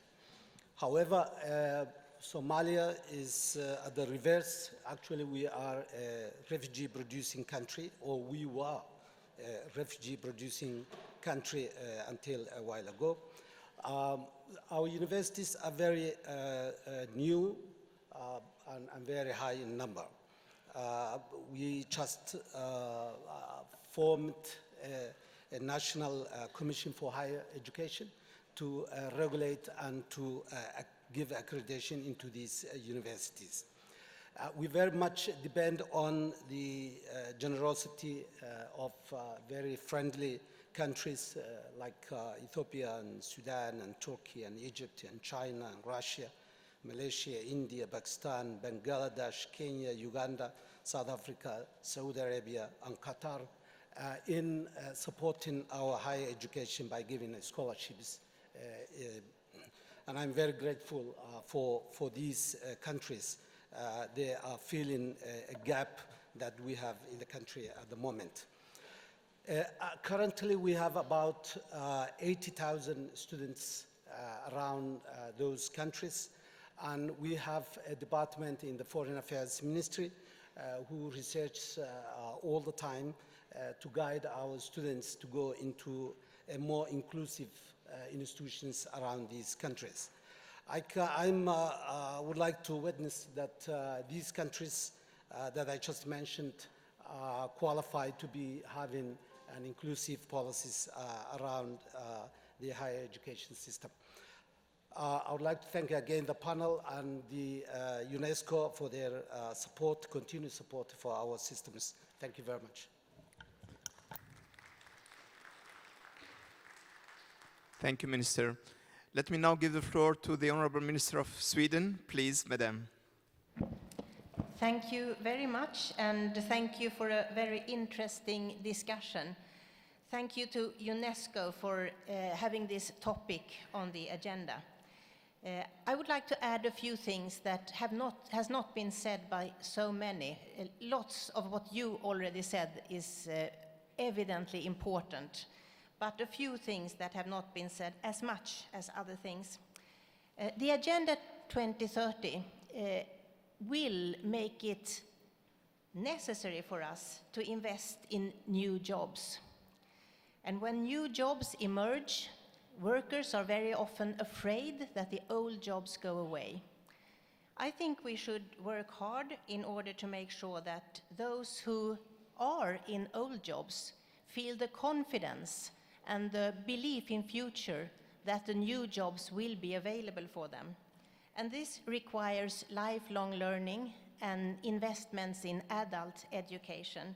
And of course, you need to make sure that the education systems are available also for older persons.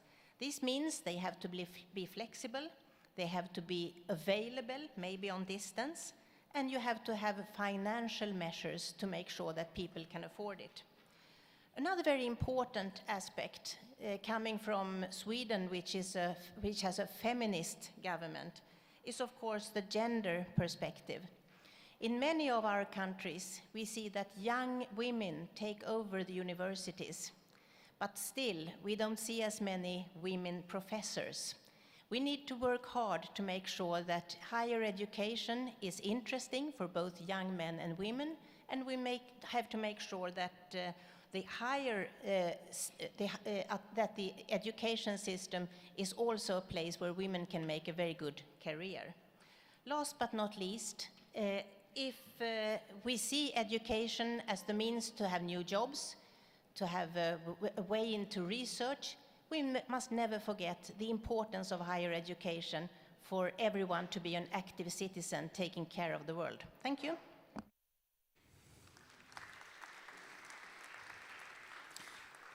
Thank you, Minister, for bringing this important point regarding new agenda and new jobs that are coming and how to invest in skills development, upskilling, reskilling, and the contribution of higher education in a lifelong learning perspective. So this is very important, I believe, and obviously the gender dimension as well. Let me give the floor now to the Honorable Minister of St. Kitts and Nevis. Excellencies, when Unesco conducted its review of St. Kitts and Nevis education policy back in 2016, the first ever in the GULAC, it recommended review the policies related to streaming to ensure that no student or group of students is disadvantaged by the process. Thus today, the important principles of learning enshrined in St. Kitts and Nevis quality learning framework include inclusiveness. Initiatives undertaken in the area of special needs education in SKN are relatively recent. The issue of streaming is systematically being tackled through the massive national curriculum enhancement process, which by design eliminates wholesale ability streaming. Additionally, we will pursue an equity policy early in 2020, of which inclusion will be an integral part. But in common with many other small island developing states, especially the Caribbean islands, we are still working through policy and practice review in this area. One of our sharpest challenges, and indeed one that UNESCO has highlighted in its 2016 review of our education policy, is the possibility of introducing differential streaming based on performance in individual subjects rather than on an average score in all subjects. Typically, in an environment where students are streamed based on ability, students are grouped into high and low-level ability groups, meaning that the teaching strategies and approaches needed to maximize students' potential must be available to teachers, and the needs of the mid-ability groups must also not be neglected. As the UNESCO review revealed critical aspects of current academic staff policies, curriculum development, teaching and learning environments, and policy and planning can actually prevent rather than promote equitable educational policies. We would agree with UNESCO's view that special attention should be given to students who experience physical disabilities, students with emotional and psychological conditions that might present themselves in school as antisocial behavior, delinquency, or unauthorized absenteeism, students with identified learning difficulties such as general intellectual impairment, attention deficit hyperactivity disorder, or dyslexia, students with identified gifts and talents, and students with English language needs, especially among the increased cohort of Spanish-speaking students. In conclusion, in addition to the teacher training component specifically this area, it is important that all teachers are aware of the full spectrum of student needs and are trained to effectively teach all students in their class. Inclusion for a more meaningful education is the key for sustainability. Indeed, inclusion is central to sustainable education. Thank you. Thank you. Thank you, Minister, for bringing the small islands perspective as well. Let me give the floor to the last speaker among the ministers, the Honorable Minister of South Africa. Thank you very much, Chairperson, participants. Thanks to UNESCO for focusing on this all-important question for us to share and learn from each other. In the case of South Africa, we are seeking to address the very stubborn legacy of apartheid education. It's because of this reality that we have identified our higher education transformation goals as that of seeking to address the following 6 key contradictions. Firstly, no exclusion based on socio-economic status. Secondly, to address race, racial inequality. Thirdly, to seek to eliminate gender-based discrimination. Fourthly, to focus on age. By this meaning, we focus on youth whilst creating conditions for life learning for all. Fifthly, the inclusion of the disabled. And sixthly, to address the urban-rural divide. I must say our government has made huge strides in reversing the impact of past discrimination, such that now in South Africa, 58.5% of our university students are black and women, and 57% in our technical and vocational education and training institutions. We are indeed proud of these achievements. Though we've put a lot of measures, students with disabilities are still significantly underrepresented. We are working hard in this regard.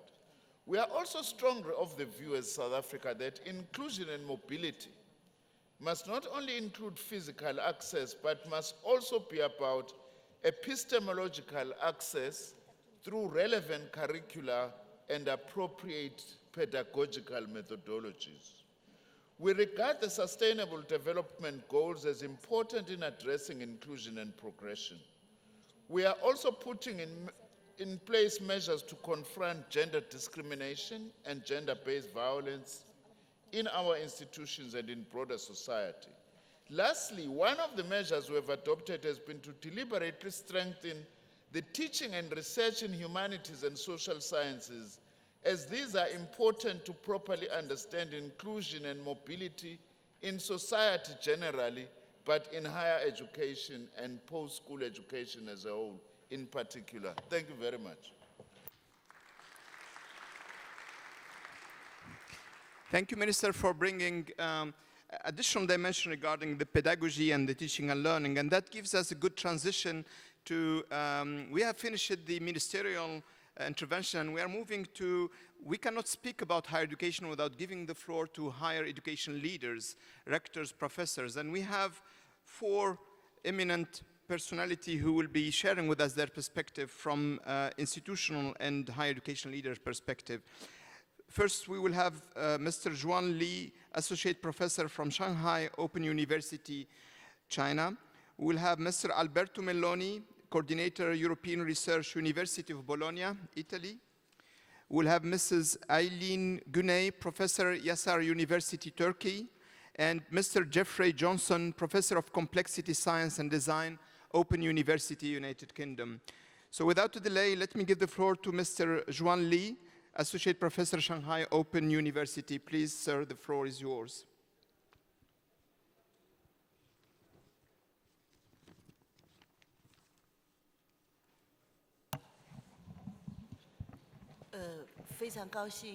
I'm here.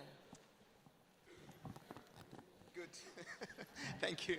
Please, the floor is yours. Please go ahead. Yeah.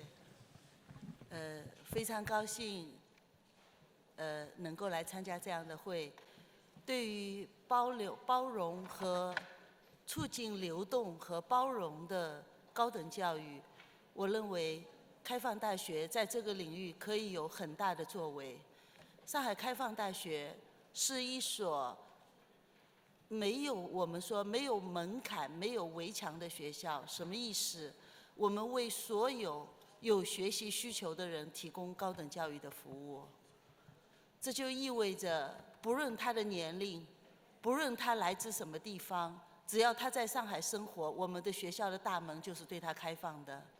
所以我们的学生，除了我们的工作人在岗位工作的人员，我们有残疾人，我们有老年人，我们有每年有80万的老年人在我们学校学习，然后我们甚至有很多残疾人和从农村到城市工作的人，也在我们学校接受高等教育。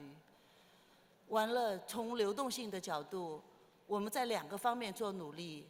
第一个，我们有一个叫上海终身教育学分银行，通过这样的一个学分银行，所有的学习者的各种学习成果都可以通过我们这个平台进行积累、转换和认定。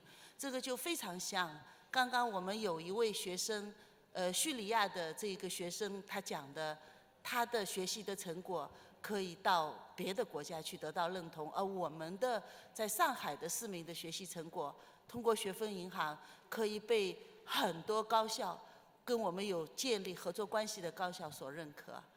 这是一个流动性。第二个，我们移动学习，我们通过更多的借助于智能手机，把我们的学习放到一个在流动性增强的人口当中，使得他们在工作之余能够利用他们的碎片化的时间来学习。我相信这一点对于我们今天的主题包容性和流动性是一个很好的诠释。谢谢。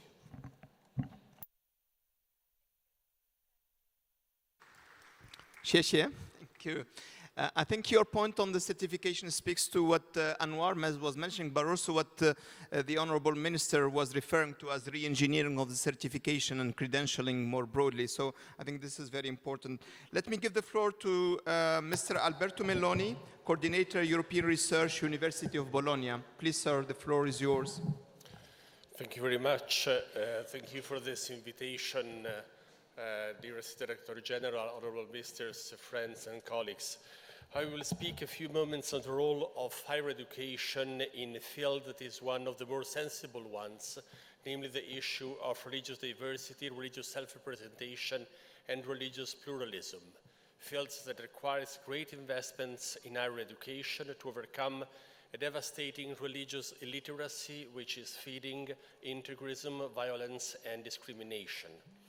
In this field, we are facing a challenge that can be compared to the challenge of the climate change, because, if I may say this, we live in a religious climate change in which the religious temperature is growing and the religious pollution through violence is increasing. And as in the climate change, what is needed is responsible decision makers, a responsible public opinion, and mostly scholarship, which is what higher education is designed to prepare. In this field of higher education, there is something to do taking care into the issue of vocabulary. It is surprising that we use words like radical and moderate in a very ambiguous way, whereas we need to produce knowledge and to produce capacity to manage the issue of a pluralistic society with proper instrument, with the proper memory of the past, and with the proper responsibility toward the future. Religious pluralism and diversity are not a modern phenomenon or a product of globalization. The religious landscape was never homogeneous.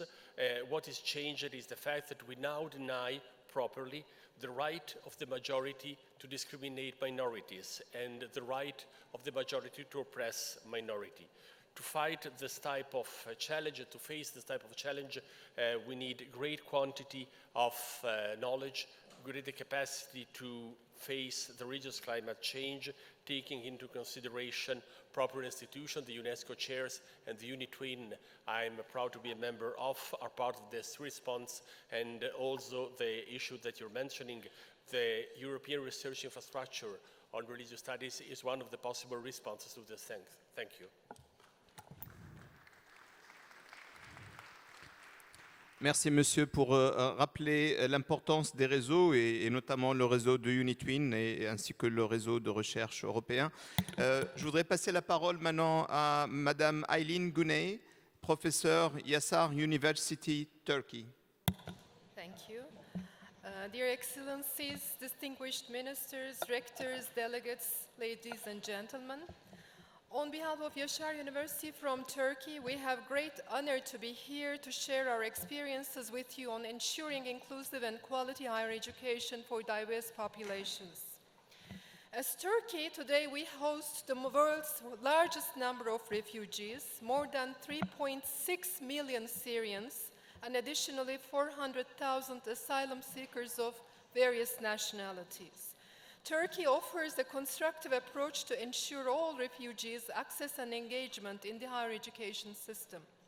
Today, 33,000 Syrian students are enrolled at Turkish universities. This is a significantly high number. It's achieved through the initiation of the new facilitated procedures for Syrians. These procedures include how to approach applicants without documents or the ones who are not able to validate their documents. Recognition of qualifications gained abroad constitute yet another crucial issue in Turkey. Turkey, being a party to Lisbon Recognition Convention, implements another special facilitated recognition process for qualifications. We also benefit from other good practices. For instance, the Unesco Chair on International Migration at Yaşar University conducted a successful joint project with Norway's NOKUT. We tested NOKUT's qualification passport for refugees in Turkey and observed remarkable insights. What we learned from this experience is solutions are actually existing. These encouraging new initiatives are just needed to be discovered and shared. All these examples can be utilized for the Global Convention on the Recognition of Qualifications. To conclude, I want to give an inspiring and striking example from the field. We will never forget how Ziad, a lawyer back in Syria, was working in constructions in Turkey to survive. But now he's getting the equivalency for his profession, and meanwhile he has been offered translation jobs. He has been referred as consultant Ziad. But he insistently repeats that, I'm not consultant Ziad, I'm lawyer Ziad. We should always remember, it's the higher education institutions that hold the responsibility to protect and need to take the lead to push for inclusive societies. This is our central role as a driving force for social development and integration. Thank you very much. Thank you for insisting regarding the role of universities in this context. Thank you. Let me give the floor to Mr. Jeffrey Johnson, Professor of Complexity Science and Design, Open University, United Kingdom. Please, sir. Hello. We're very happy to be working with UNESCO and with everybody else. We believe that the Complex Systems Digital Campus UniTwin can support Sustainable Development Goal 4. We believe that to reach all people, we need scalable education, and this implies online education, especially for immigrants, refugees, indigenous people, and those left behind. Online education is necessary and sufficient for scalable education, and our UniTwin Digital Campus is expert on scalable distance education, so we can make a contribution. We have systems to support bottom-up creation of living educational ecosystems, especially our acceleration of knowledge and know-how, which is one for all and all for one. We are developing global and local assessment and certification, which we feel is very important. We'd also point out that complex system science can deliver the competence and skills humanity needs for all the strategic development goals.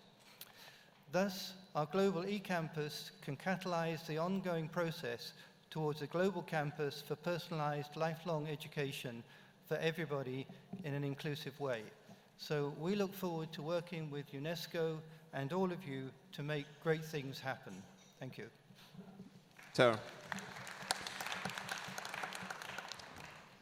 Leaving no one behind, UNESCO will never be tired to acting to leaving no one behind. Thank you so much. We are reaching the end of our panel, and thank you to honorable ministers and other speakers who joined us for this panel. Don't move. We are having a next panel, which is very important, on mobility in higher education, that will be moderated by my colleague Francesco Pedro, who is the director of our Institute for Higher Education. Please, Francesco, the floor is yours. Thank you. I think we can thank all the panelists. Thank you so much. Thank you.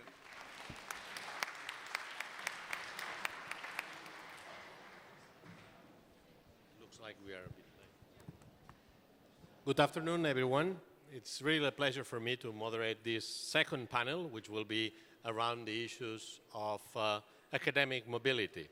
As you may know, we have 5.3 million students in higher education institutions outside their homeland.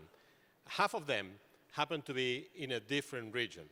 So through this panel, we are going to address some of the benefits as well as issues that academic mobility in this context poses. Let me first then call the panelists. And first of all, Professor Jill Downey, who is the Deputy Vice Chancellor of Academic Affairs, Curtin University, Australia. Welcome. Please have a seat. Secondly, Minister Iselin Nibo.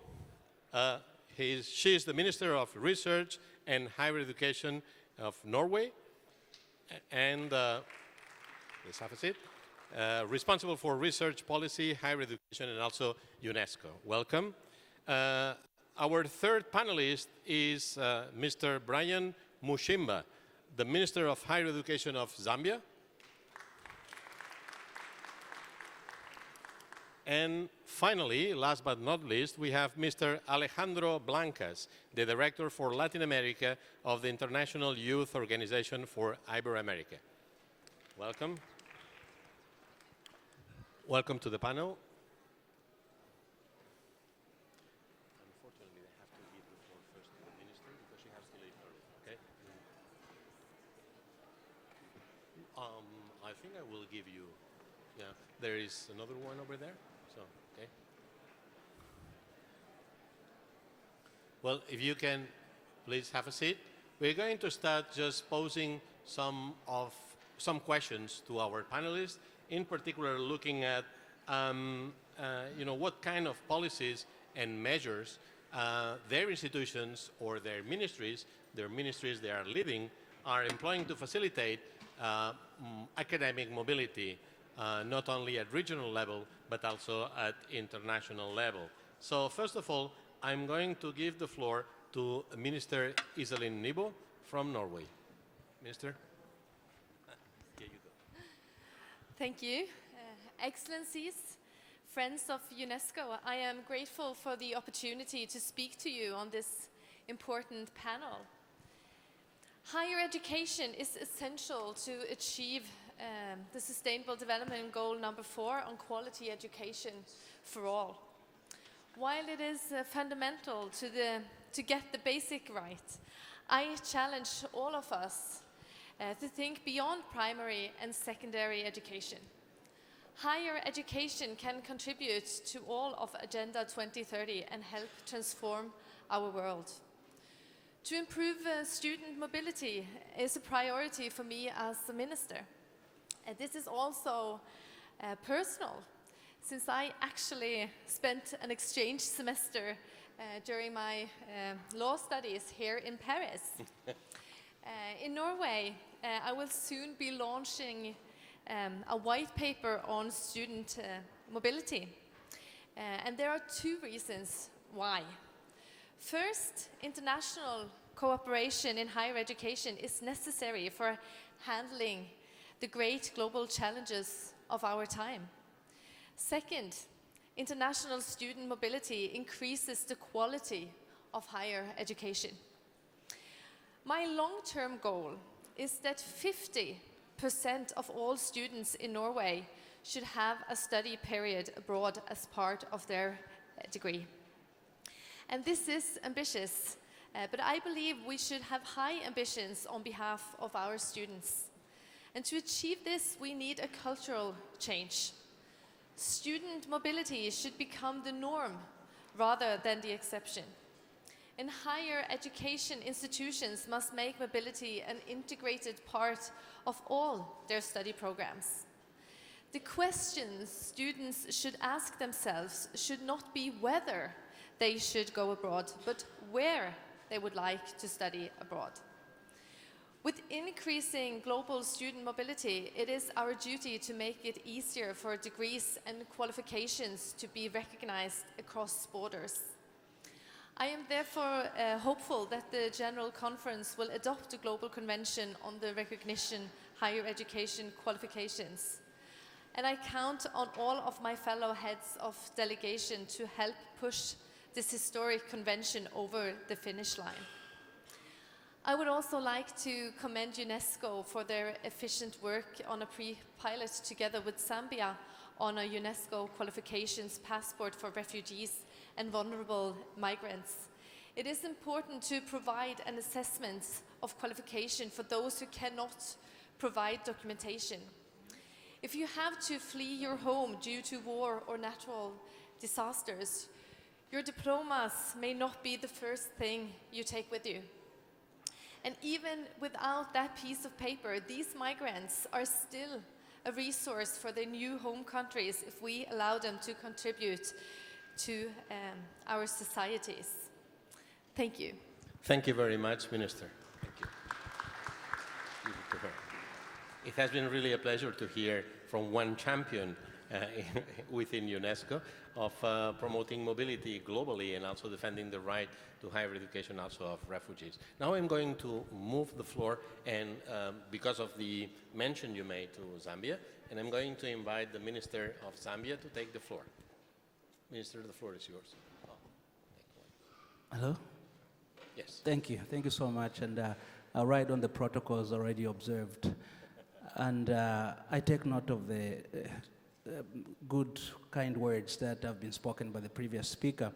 And as Zambia, we certainly encourage mobility, you know, because we are located in the southern part of Africa, surrounded by 8 neighboring countries, about 300 million people. And that is a lot of resources to start with.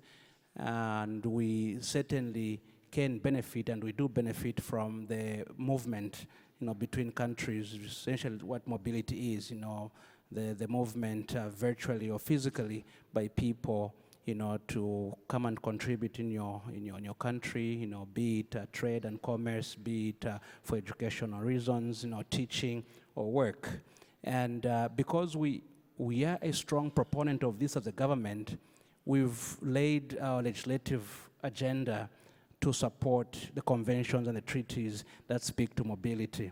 And I'll give a few examples that speak to our commitment as government. If we look at the African Union, we have the African Free Trade Zone that has just been launched by the African Union. In there is the African Continental Qualifications Framework, which Zambia has shown leadership. We are chairing the board on recognition of qualifications. We look at the Addis Convention, which also speaks to recognition of qualifications in higher education. We have done all the internal stakeholder engagement as a country to make sure that we ratify that convention, which we're about to very soon.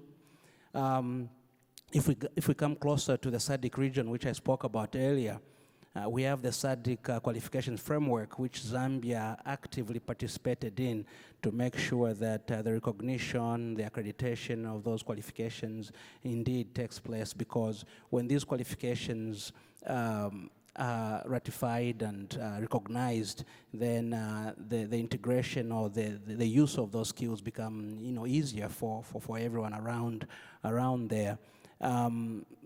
The previous speaker spoke about the pilot project that we're doing with Unesco, with the first African country piloting, you know, the qualifications passport for refugees and displaced people, something that we are very proud of as Zambia, because as she said, when you're displaced, it's the last thing that you want to grab is your qualification.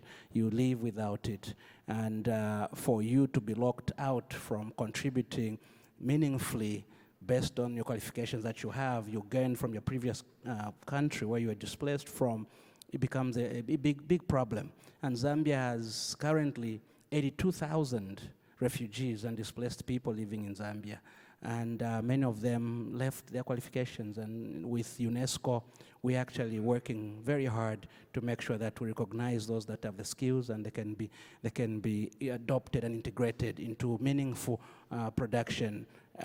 Essentially, this speaks to the commitment that the Zambian government has on mobility, on making sure that we support this, and we're putting our pen and paper to make sure that government's policies, direction, and legislative agenda speaks to making sure that we ratify conventions, we speak to the goals that UNESCO speaks to around this subject, and we support it fully. Thank you. Thank you very much. I think you have expressed in a very nice way how the formal commitment towards mobility is declined in your country. And also thank you very much on behalf of UNESCO for your commitment to act as a pilot, because it's not always easy. Now we are changing continent once again. If I remember well, many decades, more than 100 years ago, people were sent to Australia. Now it looks like everyone wants to go to Australia to study. What is happening with the Australian universities? What is that you are doing that we should learn from? Yes, thank you very much, Your Excellencies, Ministers, Heads of Delegations and distinguished delegates. I'm pleased to speak on behalf of Curtin University and talk on the perspective of mobility and inclusion in higher education. Curtin is one of 39 universities in the Australian higher education sector, and like all Australian universities, we're committed to high quality education, inclusion, mobility, and focused on enriching the communities in which we are located. As you said, many students want to come to Australia to study, and last year it was reported that over 400,000 international students came to Australia to study. So we certainly are very interested in mobility of students both across the globe and within our curricula in terms of student mobility as well. Curtin has over 56,000 students. 26% of our students are international students.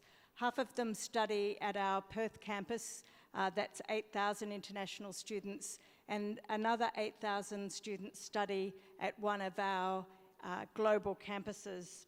We're very proud of the fact that 25% of our students are first in family, and more than 17% of our students come from disadvantaged and low socioeconomic groups. We see ourselves very much as a global university with campuses, as I said, not just in Perth, but in Singapore, Malaysia, Mauritius, and Dubai.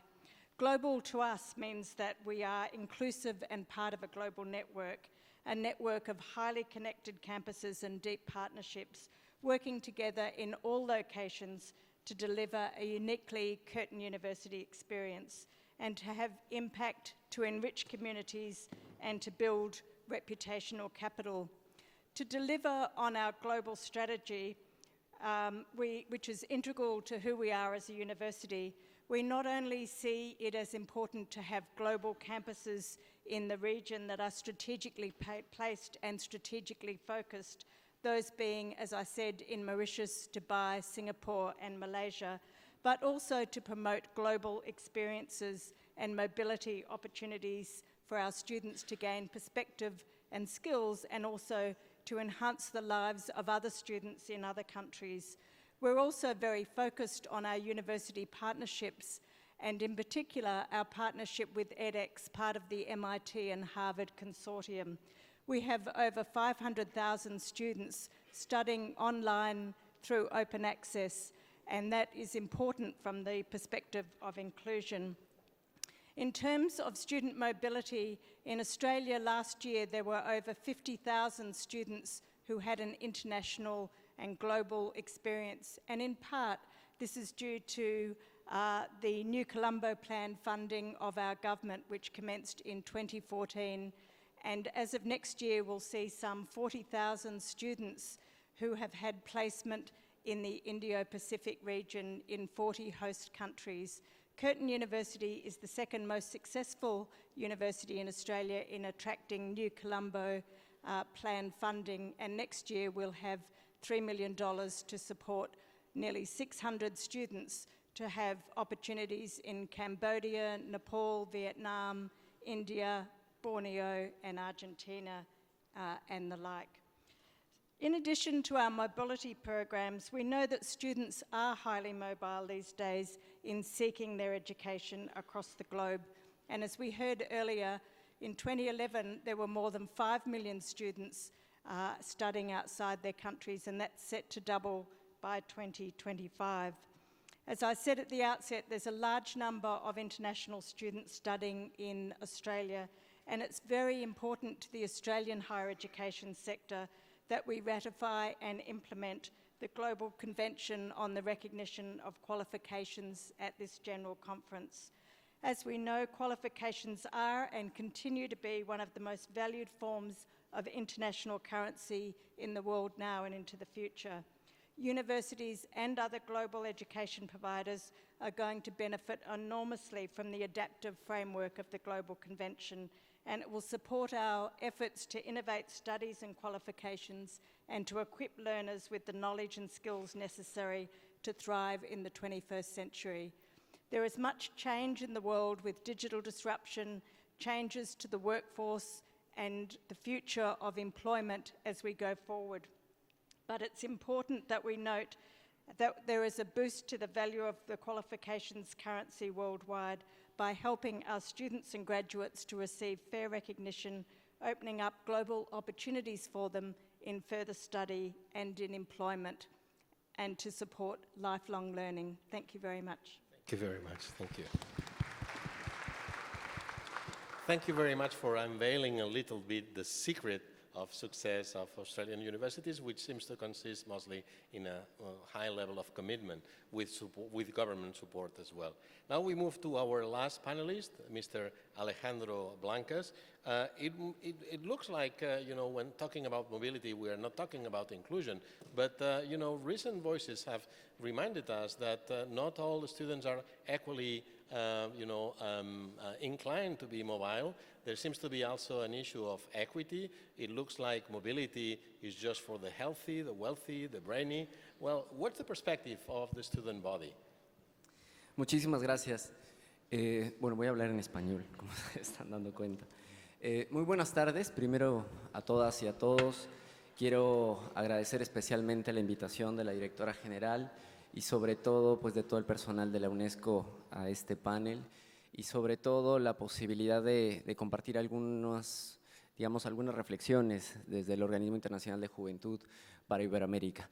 Primero que nada, quisiera decirles que nosotros miramos la movilidad académica no solamente como una estrategia, de innovación, de conocimiento, ni una estrategia de cooperación, sino lo vemos también primero como una oportunidad de vida que transforma a las personas, que enriquece culturalmente y sobre todo que forma en esa ciudadanía global que tanto necesitamos en un mundo tan interconectado, tan interdependiente y sobre todo en este momento de innovación y de desarrollo.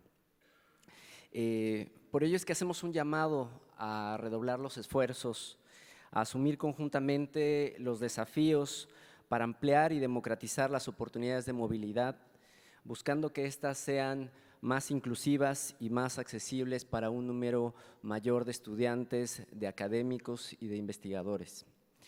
En América Latina, a pesar de los esfuerzos, sigue siendo un privilegio la movilidad académica. Esto tiene que ver con los altos costos, con la escasa información y sobre todo con las limitadas oportunidades, ¿no? Por tanto, es indispensable ajustar esos equilibrios y poner atención sobre todo en poblaciones pues más desfavorecidas, específicamente, digamos, en las poblaciones, en las juventudes de las periferias, en las juventudes indígenas, las juventudes afrodescendientes, en las juventudes rurales.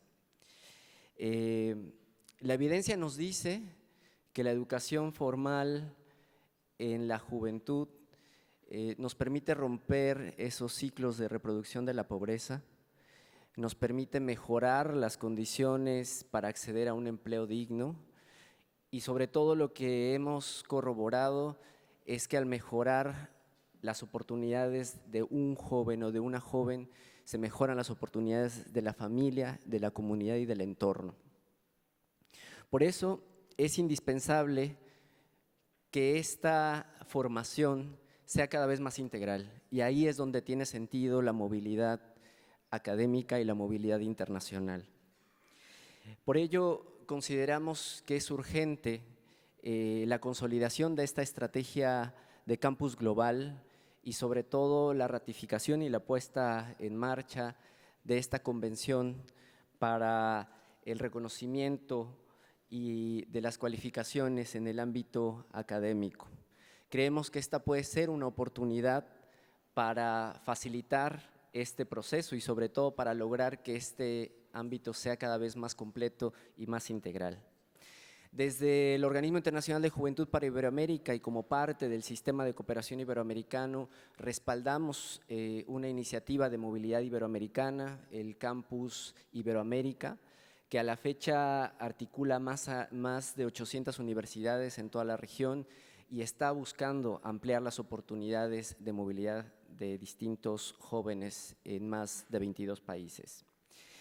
Sin embargo, señoras y señores, creo que es muy importante para América Latina en particular tomar acciones. Vivimos ahora momentos muy difíciles y complejos.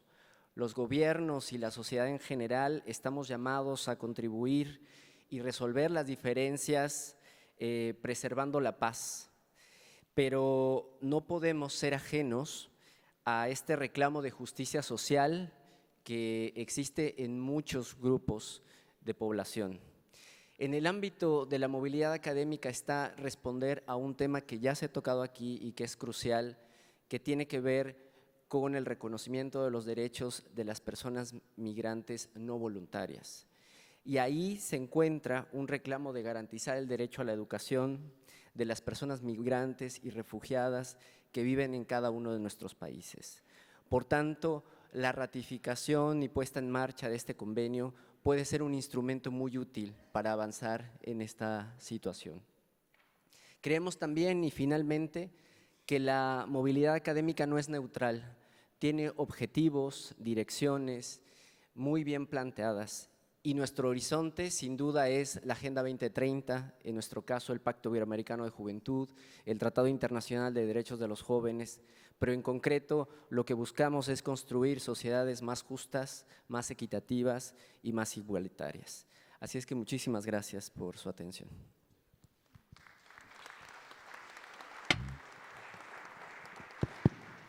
Yes, many thanks for reminding us of this equity perspective on mobility. Let me use the opportunity to remind all participants that the Institute, the UNESCO International Institute for Higher Education, just released a report on mobility in Latin America, highlighting some of the issues that you mentioned. Now, please do not leave the panel. Now is the time for us to have several ministerial interventions, which are going to be short. And in view of the time, please keep as short as possible. I'm going to list all the countries, and then I'm going to give the floor one by one.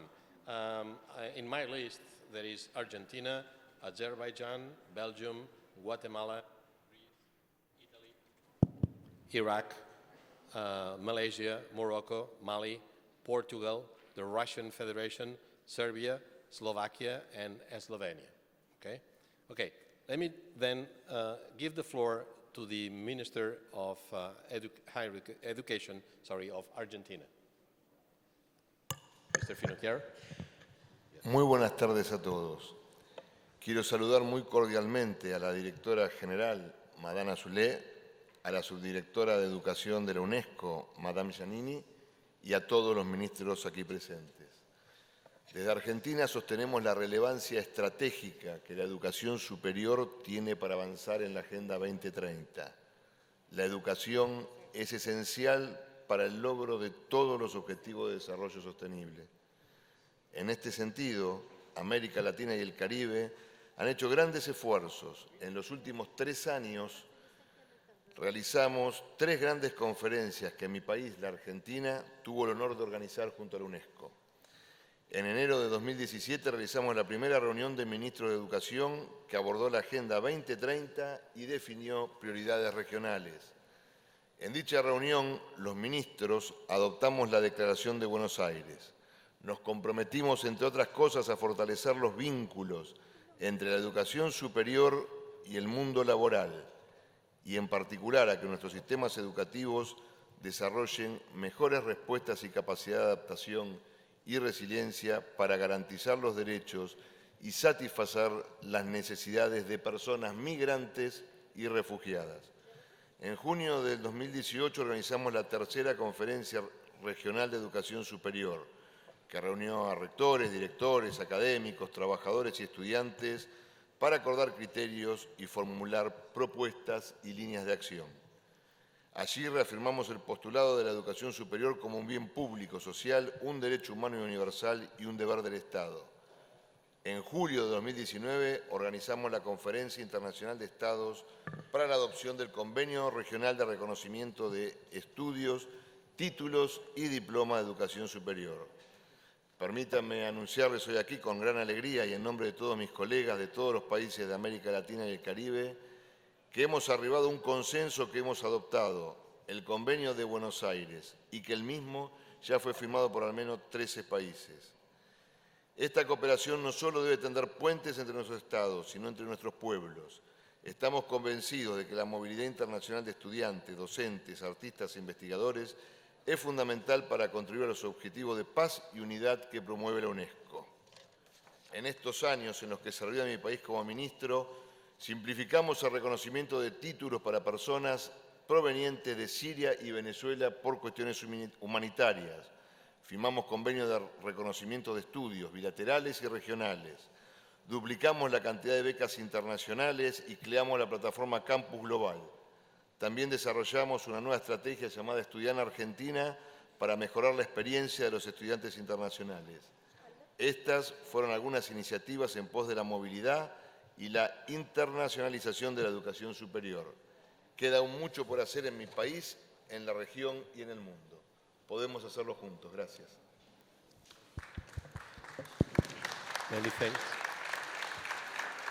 Many thanks, Minister Finocchiaro, for your commitment, in particular for your instrumental role in having the text of the Regional Convention approved. Many thanks. Now, let me give you the floor to Mr. Ceyhun Bayramov, Minister of Education of Azerbaijan. Excellencies, ladies and gentlemen, it is my honor to speak on behalf of the delegation of the Republic of Azerbaijan at present high-level meeting, and it is my pleasure to see so many distinguished colleagues from all over the globe. Nowadays, the internationalization of higher education is a response to the challenges and needs that globalization brings. Currently, most rankings, whether national or global, include the university's internationalization rate as one of the most important factors in the quality of education. Apart from being classified on top-rated positions in national and global university rankings, internationalization provides also greater opportunities to improve the quality of education and acquire unique competences. I am proud to state that Azerbaijan is taking active steps to design, launch, and implement reforms in the field of education. To this end, we intensified our efforts to strengthen internationalization of higher education system. The important achievement in internationalization of higher education is the state program on increasing international competitiveness of higher education institutions in the Republic of Azerbaijan for 2019-2023. The underlying objective of the program is to improve the content and quality of higher education through international dual diploma programs and to finance doctoral education abroad that will strengthen the academic potential of universities in our country. Today, Azerbaijani educational system is undertaking into the global education system. Under the state program on education abroad in the years of 2007-2015, upwards of 3,500 Azerbaijani youth have been provided with scholarship for their studies at leading universities overseas. As of now, international students at Azerbaijani higher education institutions come from 86 countries worldwide and constitute more than 6,500 student body, which marks a noticeable increase compared to previous years. At present, numerous higher education institutions enjoy student and faculty mobility programs and implement dual degree programs. Establishment of French Azerbaijani University is a milestone event that aims at developing specialists in the field of chemical engineering, computer engineering, geophysics, and petroleum engineering in partnership with a consortium led by Strasbourg University. The practice of dual diploma programs is currently implemented in 10 universities of the Republic of Azerbaijan. In this regard, the curricula of these programs have been adjusted to the standards of partner universities. Higher education institutions from Azerbaijan participate in a significant number of Erasmus Mundus projects, especially in part of the programs that supported the establishment of exchange network between institutions of higher education from the Western Balkans and the EU. These networks resulted in acquiring valuable expertise within the common European academic and cultural context and were considered to be a good preparation for Azerbaijan's participation in mobility programs. Dear colleagues, all the measures in the field of education taken by the government of the Republic of Azerbaijan gives its positive results. Recently, World Economic Forum raised its Global Competitiveness Report, where Azerbaijan progressed 11 ranks and takes 58th among 141 countries. In the skills category, which measures the quantitative and qualitative indicators of education, Azerbaijan is ranked 48th, moving up 6th rank. I do believe that in the near future we will be capable of achieving our key targets, such as improving the quality at all levels of education for creating and developing human capital. Thank you. Thank you. Thank you very much for showing how important it is for a country, it could be, to have a strategic plan on the internationalization of higher education and how it pays off. Thank you very much. Maintenant, la parole ira pour Madame Valérie Glatigny, ministre de l'Enseignement supérieur de la Fédération Wallonie-Bruxelles, de la Belgique. Chers collègues, mesdames et messieurs, je suis ravie d'être là aujourd'hui devant tant de collègues pour discuter d'une question aussi cruciale que celle de la mobilité. En Belgique, comme dans chaque pays européen, la libre circulation des personnes forme la pierre angulaire de la citoyenneté européenne. Elle constitue un droit de base inscrit à l'article 3 du traité sur l'Union européenne. Toutefois, cette circulation n'a d'intérêt que si chaque personne peut emporter avec elle ce qui la définit le plus, c'est-à-dire les savoirs qu'elle a pu acquérir. C'est cette vision que la Fédération Wallonie-Bruxelles porte en s'inscrivant pleinement dans le processus de Bologne et l'espace européen de l'enseignement supérieur. Un de ses plus grands projets est la reconnaissance des diplômes. Cette reconnaissance des diplômes, c'est une réalité entre la Belgique, les Pays-Bas et le Luxembourg, par exemple, et ce depuis 2015. Mon pays, la Belgique, souhaite étendre dans un futur proche cette reconnaissance aux pays baltes et ensuite à d'autres pays. Mais voilà, nous le savons bien, la reconnaissance des diplômes et des qualifications comporte beaucoup d'obstacles légaux et administratifs. Les bénéfices directs de cette mobilité interrégionale valent toutefois largement les efforts consentis, car ils permettent de faire circuler les cerveaux et non pas de les faire fuir. En Fédération Wallonie-Bruxelles, la mobilité étudiante et des travailleurs est en constante augmentation. Pour près de 20% des étudiants, elle fait d'ailleurs partie intégrante de leur programme. 40% des doctorants sont internationaux. 70% des publications scientifiques de nos chercheurs sont rédigées avec des partenaires étrangers. On le voit bien, l'internationalisation constitue un enjeu important pour nos établissements.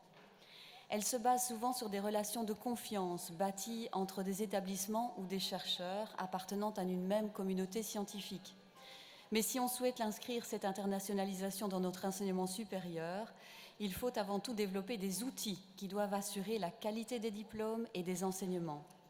En Europe, ce travail est soutenu par le réseau ENIC, European Network of Information Center, qui effectue un travail de contribution à l'amélioration de la coopération internationale.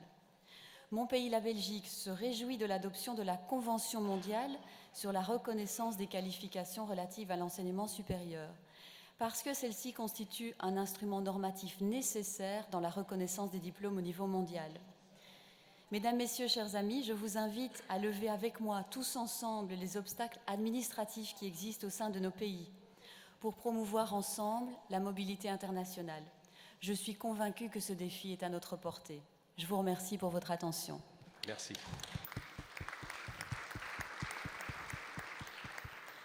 Merci, Madame la Ministre. Je pense qu'on va recueillir votre message et certainement on va garder en tête que le but et de faire circuler le cerveau, non pas de le faire fuir. Merci beaucoup.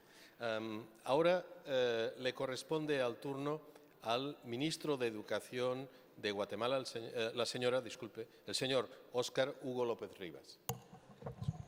Quiero saludar en nombre del Ministerio de Educación de mi país y como jefe de la delegación que hoy represento.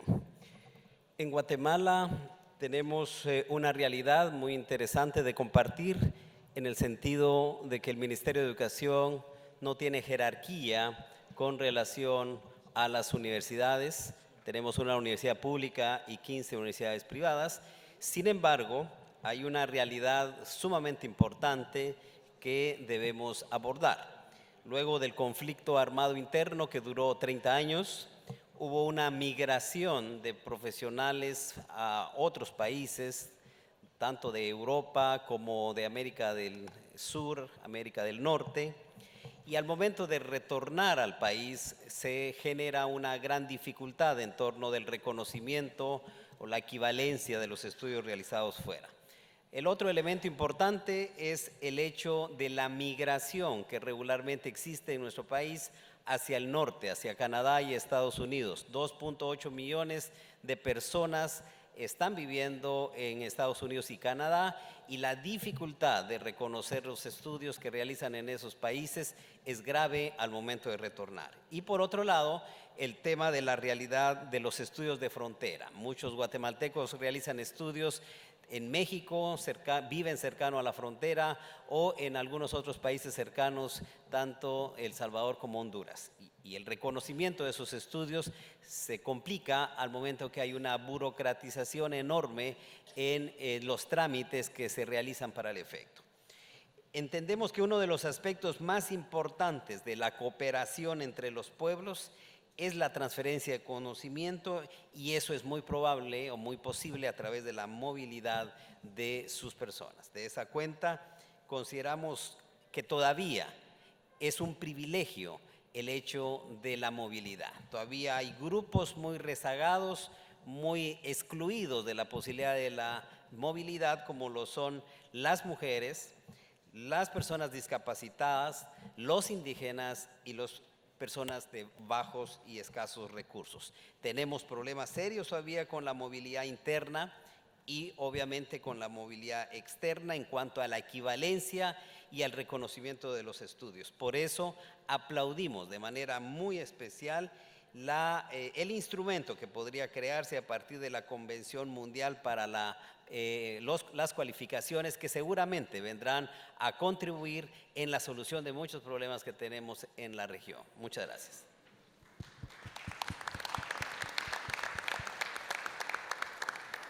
Muchas gracias, Excelencia, por mostrarnos las múltiples facetas que tiene los desafíos de la movilidad en Honduras.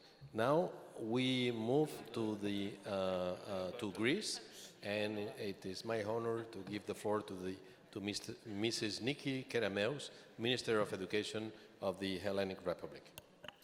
Thank you very much. Your Excellencies, distinguished delegates, it's a true honor for me to stand before you today representing Greece and the goals of our government with regards to higher education. Goal 4 provides that member states aim to ensure inclusive and equitable quality education and promote lifelong learning opportunities for all. In the 2030 agenda, higher education plays an important role as a means of achieving Goal 4, all the more so given the significant increase of the number of students enrolled in universities around the world, roughly some 220 million. 2 questions and 2 answers. Question first, is mobility a good thing? To this question, we answer with a resounding yes. By facilitating the mobility of those involved in higher education, we are creating a globalized, interconnected network of scholars and thinkers across borders. We're making our institutions more extrovert. We are enriching our students and educators, and we're elevating our own national education systems through the participation of foreign students. Question second, given that mobility is an objective we want to pursue, what can we do to enhance it? A couple of thoughts. Student, research, professors exchange programs, joint and double degrees, foreign language programs, Greece, for instance, is just starting its first English language undergraduate program teaching ancient archaeology, history, literature of ancient Greece. Summer programs. And again, not only real mobility, but also virtual mobility, taking advantage of new technologies and distance learning methods for the development of global campuses of universities that transcend national borders. And of course, facilitating recognition of foreign diplomas and qualifications. And in this direction, ladies and gentlemen, the UNESCO Global Convention on the Recognition of Qualifications concerning higher education will, I think, be an incredibly valuable tool. To conclude, ahead of time, Mr. Chairman, dear colleagues, the above lead to a genuine internationalization of higher education. As our world is becoming increasingly globalized and interconnected, it is essential that we ensure that our systems of higher education adapt closely to such change. Thank you very much. Thank you very much, Minister. Thank you very much, Minister, for answering for us such intriguing questions, certainly. Now we move to Italy. The floor goes now to Mrs. Anna Ascani, Vice Minister of Education, University and Research of Italy. Thank you, Mr. Chairman, dear Mrs. Giannini, distinguished colleagues and members of delegation. It's an honor representing Italy here today. UNESCO reports a growing trend in student mobility. It's expected that in 2035 we will have to deal with a mobility of 520 million students. We will therefore need transparent and readily accessible qualifications available everywhere at any time. Italy is one of the countries promoting and fully supporting the EU pilot experiences of a European student card, aimed at supporting students in their mobility actions through the mutual recognition of academic services, considered a fundamental tool of the pilot project European universities. In order to make students' qualification accessible everywhere at any time, Italy promoted a project which became the world's first fully implemented system for credential recognition using blockchain technology. Driven by CIMEA, Italy's ENIC Center, the Diploma platform, this is the name, stores qualifications submitted for evaluation procedures. The related digital keys generated by Diploma platform can be shared with anyone both at academic and business level, verifiable through an internet link. The Italian approach towards inclusion in academic mobility is also focusing on innovative methodologies for recognition of refugees' qualifications, even in the absence of all required documents, and in full implementation of the Lisbon Convention. Italy is strongly engaged in implementing the European Qualification Passport for refugees and the Academic Pass for refugee qualifications that we co-finance with the Council of Europe. Finally, I wish to underline that Italy has been at the forefront in negotiating the Global Convention on the Recognition of Qualifications concerning higher education promoted by UNESCO. In fact, the head of our delegation has operated as a member of the editing committee, working directly on the text of the convention. Italy is a strong supporter of all processes for higher education international cooperation. Our commitment is furthermore confirmed by our current engagement in exercising the Secretariat of the Bologna Follow-up Group. We will hold such responsibility until June 2020, when we will host the ministerial meeting of the 48 countries of the European area of higher education in Rome. During the meeting, we will also host the Global Policy Forum together with the Global Summit on Higher Education, thus offering an opportunity of dialogue with all countries that are not part of the European higher education area, with the aim of paving the way for the implementation of future Global Convention of the UNESCO on the recognition of qualification concerning higher education. We trust that the ministerial meeting will contribute to boosting the process of student mobility. Thank you.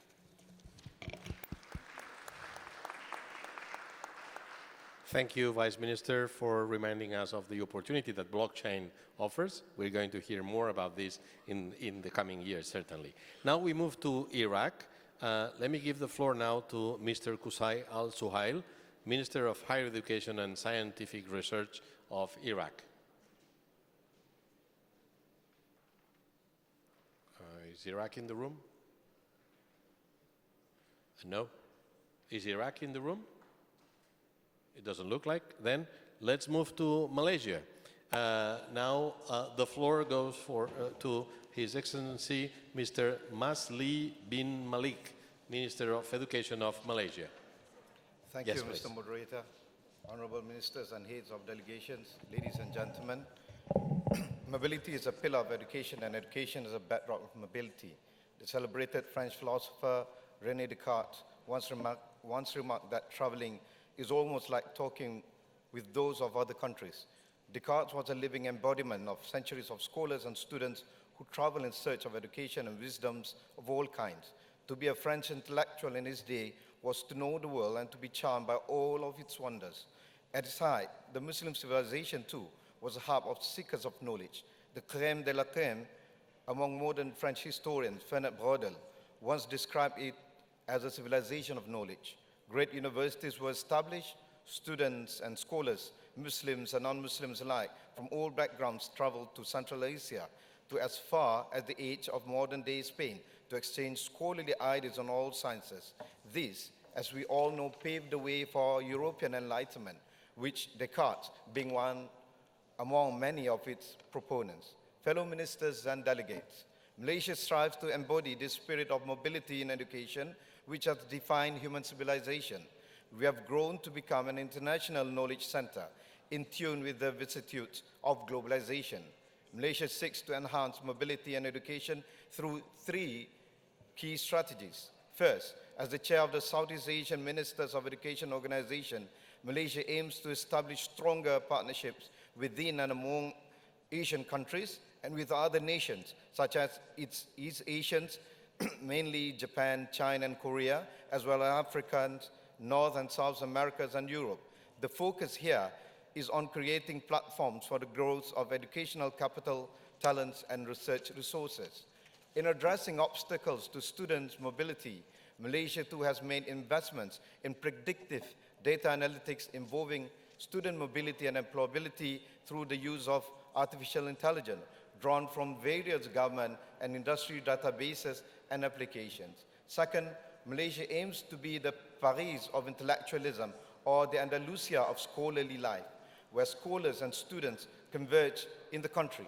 To ensure cross-fertilization of ideas and expertise, there is a conscious effort to remove various obstacles to mobility, one of which involves reviewing rules and regulations for international scholars and students to study and conduct research in Malaysian universities and institutions. Equally, we are also encouraging our students and researchers to go abroad for the same endeavor. The Global Convention on Recognition of Qualifications in Higher Education by UNESCO is our impetus for this. It is in line with the Malaysian Qualifications framework, which will further smoothen the process of entry into universities within and outside Malaysia. Students and scholars' mobilities are our primary commitment. Above all, we advocate diversity in opinions and opportunities for all.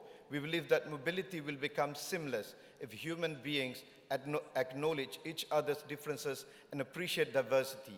We are working towards ensuring that education will not only augment mobility across borders, but also mobility within a given domain in our respective countries.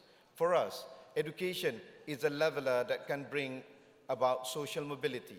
For this purpose, the values that form the nucleus of education must be love, happiness, and mutual respect. Respected ministers and delegates, I would like to conclude with a quote from Jean-Paul Sartre, which elucidates the underlying logic of mobility. Sartre said, "Everyone must be educated to confront the world and prepared to construct their meanings and values. Everyone must learn to make decisions and take actions that develop responsibility for self and for relation with others in the world." With that, merci, thank you. Terima kasih. Thank you. Thank you very much for that nice quotation in particular, but also for reminding us what are the tools that Malaysia is using, to promote mobility, particularly through partnerships. Now we move to Morocco. The floor goes to His Excellency, the le ministre de l'Éducation nationale, de la formation professionnelle, de l'enseignement supérieur et de la recherche scientifique du Maroc, Son Excellence, Monsieur Saïd Hamzazi. Je suis là. Merci. Merci, Monsieur le modérateur. D'abord, exprimer ma joie de me retrouver avec vous ce soir sur ce panel combien important sur deux questions fondamentales, à savoir l'inclusion et la mobilité. Le slogan de cette rentrée scolaire était au Maroc « Ensemble pour une école citoyenne, une école équitable et une école inclusive ». Inclusive tient compte justement des enfants en situation de handicap et des enfants en situation à besoins spécifiques. Par rapport à la première composante, nous sommes en train d'offrir plus de possibilités de scolarisation à cette frange de la population. Aujourd'hui, la demande elle est importante. Nous sommes en train de passer de ce qu'on appelle des classes d'éducation inclusive aux écoles inclusives pour essayer de réduire la discrimination qu'il y a entre ces enfants et les enfants normaux, dans la mesure où on voudra scolariser dans des classes normales ces enfants. Par rapport à d'autres franges de la population également qui sont concernées par cette inclusion, ce sont les détenus. Nous avons ouvert quelques 60 centres de formation professionnelle au sein des centres pénitentiaires. Et dernièrement, l'Université Mohamed V de Rabat ouvre un noyau universitaire au sein de la prison pour pouvoir bénéficier, ces détenus, d'une formation licence et master. Nous avons également mis en place une stratégie nationale de l'immigration et de l'asile. Et donc, nous sommes en train de scolariser beaucoup d'enfants, de réfugiés ou de migrants dans notre système scolaire. Pour ce qui est de la mobilité, je voudrais vous dire l'importance que revêt cette mobilité entrante et sortante dans notre système éducatif par la multiplication de formations en double diplomation, de co-tutelle avec l'étranger, mais également la mise en place d'un cadre national de certification qui reconnaîtra les différents diplômes et qui travaille sur l'harmonisation et la reconnaissance de ces diplômes. Donc aujourd'hui, nous sommes en train d'aller vers la coopération sud-sud pour favoriser cette mobilité. Nous sommes le 3e pays qui accueille comme destination académique africaine, 5e pays arabe, et nous offrons quelques 9000 bourses pour les pays subsahariens. Et donc nous avons un vrai vivier aujourd'hui d'étudiants africains dont nous sommes très fiers et qui sert d'ambassadeur du Maroc en Afrique. Et c'est un programme que nous sommes en train de développer. Nous avons également une mobilité sortante importante, 70 000 étudiants, 40 000 uniquement en France, pour vous dire l'importance de cet échange académique. Merci beaucoup. Merci. Merci, Monsieur le Ministre, pour avoir montré la grande différence qu'il peut faire pour la mobilité, que le pays compte sur un cadre national des qualifications parmi d'autres choses. Maintenant, nous allons vers le Mali. Je vais donner la parole à Monsieur Mahamoudou Famanta, le ministre de l'Enseignement supérieur et de la Recherche scientifique du Mali. Merci, Monsieur le modérateur. Je vais tout d'abord me réjouir d'être là parmi tant de sommités, tant de ministres pour parler, échanger sur deux questions qui sont des défis majeurs, n'est-ce pas, dans un pays comme le Mali, un pays sahélien, qui, comme on le connaît, traverse une crise actuelle, une crise sécuritaire très profonde, qui impacte négativement pratiquement tous les secteurs de la vie de notre pays, parmi lesquels le sous-secteur de l'enseignement supérieur.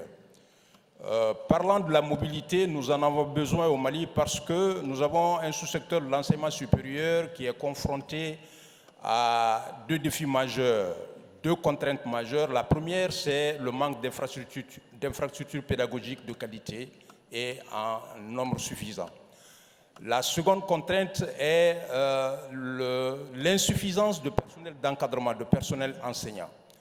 Dans ces conditions, compte tenu de la modicité des ressources que le pays a, donc nous sommes obligés, n'est-ce pas, d'aller dans le sens de la mobilité et essentiellement dans la sous-région ouest-africaine et au-delà.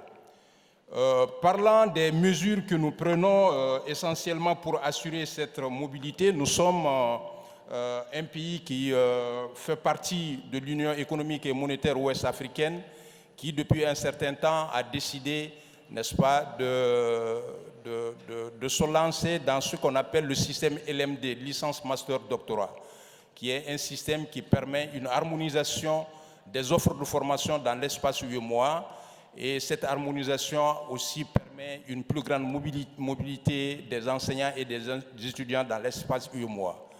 Et pour conforter tout cela, il y a un réseau qui a été mis en place qu'on appelle le RESAO, qui est un réseau qui est pratiquement le bras armé de l'Union monétaire et économique ouest-africaine. Le RESAO, c'est le réseau pour l'excellence et de l'enseignement supérieur en Afrique de l'Ouest, qui est une institution de coopération universitaire ouest-africaine. Elle a été créée en 2005 et dans le but de promouvoir une nouvelle politique de coopération universitaire en mettant prioritairement l'accent sur la modernisation de l'offre de formation universitaire en vue de faciliter la mobilité et l'insertion professionnelle des étudiants. Il s'agit également pour les universités membres d'accroître leur efficacité et d'en faire des pôles d'excellence régionaux et des instruments d'appui au développement de leur pays. Le RESAO se fixe également pour mission de définir dans un esprit de solidarité et de synergie les voies et moyens indispensables à la mise en place du système LMD, comme je le disais tantôt, licence, master, doctorat, en partenariat avec les institutions nationales et internationales telles que l'Agence universitaire de la francophonie, le Conseil africain et malgache pour l'enseignement supérieur et bien sûr l'Union économique et monétaire ouest-africaine. Actuellement, ce réseau regroupe des universités de 7 pays francophones d'Afrique de l'Ouest. Je vous remercie. Merci. Merci encore pour nous avoir montré l'importance de ce type de réseau au niveau régional et comment peuvent aider un pays dans une crise sécuritaire comme le Mali. Merci beaucoup, Monsieur le Ministre. We now move to the Russian Federation. It is my pleasure to give the floor to His Excellency, Mr. Mikhail Kotyukov, Minister of Science and Higher Education of the Russian Federation. The floor is yours.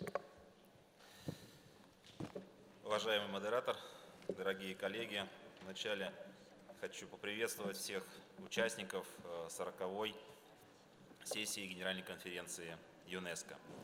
Основной принцип российской государственной политики в сфере образования – это обеспечение доступного, качественного, конкурентоспособного образования, которое основано на открытых образовательных ресурсах и инструментах информационных коммуникационных технологий.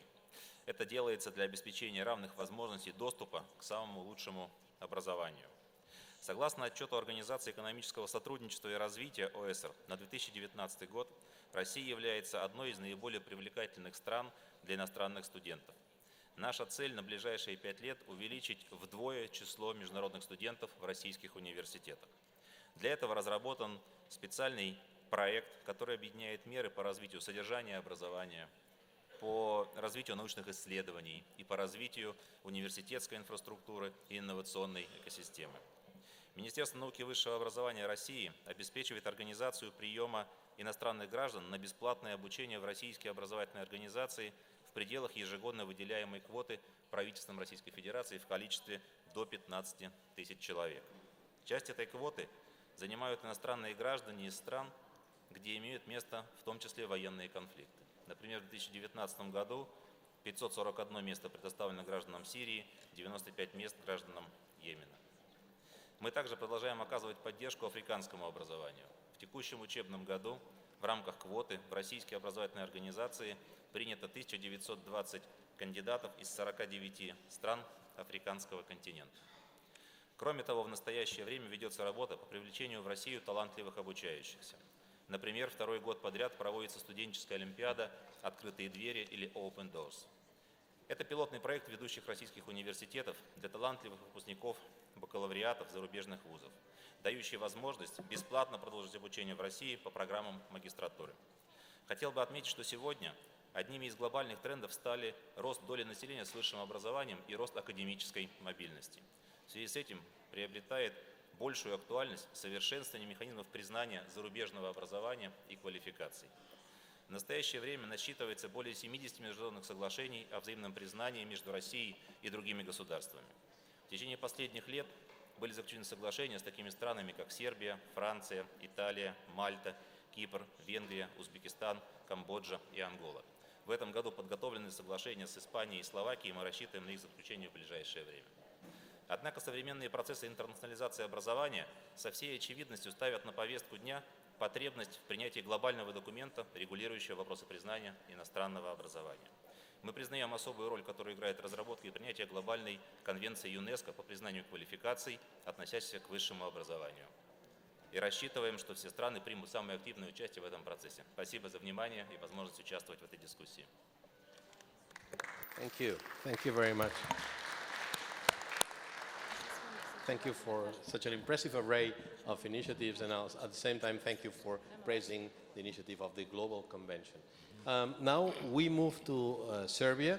The Minister of Education, Science and Technological Development from the Republic of Serbia is going to speak in Serbian language, but the translators have the text, so you will be able to follow his speech in English. Minister, the floor is yours. Thank you. Poštovana pomoćnice generalnog direktora, poštovani ministri, također mi je izuzetna čast da danas učestvujem na ovoj važnoj konferenciji. Srbija ove godine postala punopravni član Erasmus Plus projekta kao programska zemlja i ostvaruje se visok nivo razmene studenta i profesora u oblasti visokog obrazovanja. Poseban program je dugoročni projekat koji finansira Vlada Srbije, Svet u Srbiji, gde se stipendira veliki broj studenta iz brojnih država, posebno iz afričkih. Broj stipendija ove godine je 4 puta uvećan u odnosu na standard. Madam ADG Education, honorable ministers, it is an exceptional honor to participate at this meeting today. This year, Serbia became a full-fledged member of the Erasmus Plus program as a project country. Through this program, we are achieving a high level of student and teacher exchange in the area of higher education. There is also a special program that has been in force for many years now, a program rolled in Serbia. Through this program, students from many countries, mostly from Africa, benefit from scholarships for studying in Serbia. Number of scholarships for this year is 4 times higher than standard. Serbia has quality agreements with a number of countries on bilateral exchange of students and teachers. We also have a wide range of cooperation in the area of science, especially for young researchers. Serbia is establishing new centers for promotion of science, open for young people from many countries.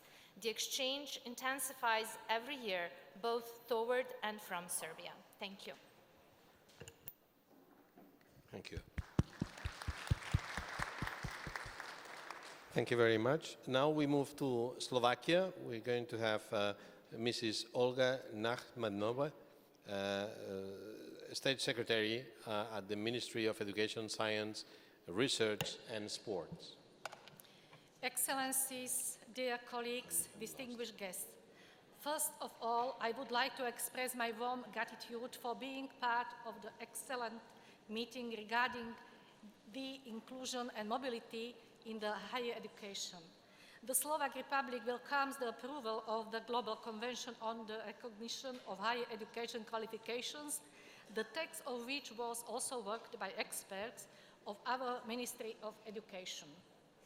It will contribute to improving the mobility and cooperation of all actors in the field of higher education. It will also strengthen the Convention, which the Slovak Republic ratified in 1999. Currently, as we all know, the higher education is an integral part of the Sustainable Development Goal 4. I am convinced that all technological changes will extend the next opportunities for the internationalization of studies. In addition, online learning is now affordable and it has a possibility to increase its impact through contact innovation. The constantly developing needs of the labor market on the national and international level requires the university graduates with the international overlap. The number of students who can be labeled as international is constantly rising due to the benefits of studying abroad. However, I want to stress that education cannot be only about the needs of the market. It is an integral and fundamental condition of human being. The international integration in the field of education, the exchange of expertises and the development of languages and intercultural skills of students and university teachers are increasing the competitiveness of the higher education. These elements also support so-called brain circulation, which promotes the continual exchange of the latest knowledge at home, or in some cases contributes to the compensation of the brain drain abroad. In the Slovakia, preparation of new or upgrade of existing study programs which are provided in the foreign languages, cooperation with the foreign universities is in order to prepare a new or implement existing curricula and joint projects. Consequently, the Ministry provides the study programs and improves the preparation of domestic higher education teachers for their participation in the international space and their connecting to the international network. Finally, let me highlight also the necessity of the higher education openness to the impulses from abroad in order to ensure the progress of the higher education as an essential future of the modern educational system. Thank you. Thank you. Thank you very much. Thank you for highlighting these links with the needs of the labor market as well. Now we move to Slovenia. It is my pleasure to give the floor to Mr. Jernej Pikalo, Minister of Education and Science of Slovenia. Minister. Distinguished speakers, dear colleagues, ladies and gentlemen, first of all, thank you so much, I have to say, for this very timely and lively debate that we had this afternoon. It's always, you know, with higher education, it's always inclusion, it's openness, and it's equality that are keys to our higher education systems. And when it comes to mobility, we primarily have to think about performance and attractiveness, because those are the key issues in higher education. Our students benefit a lot from diverse learning environments, and mobility basically creates those diverse learning environments.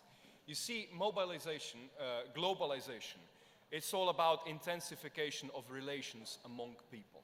And mobility is just enabling this. And if we enable our students, our most promising part of the generation, if we enable them to be mobile, if we enable them to be, you know, to go around, to experience other cultures, other learning environments and so on, they benefit so much that is worth of this.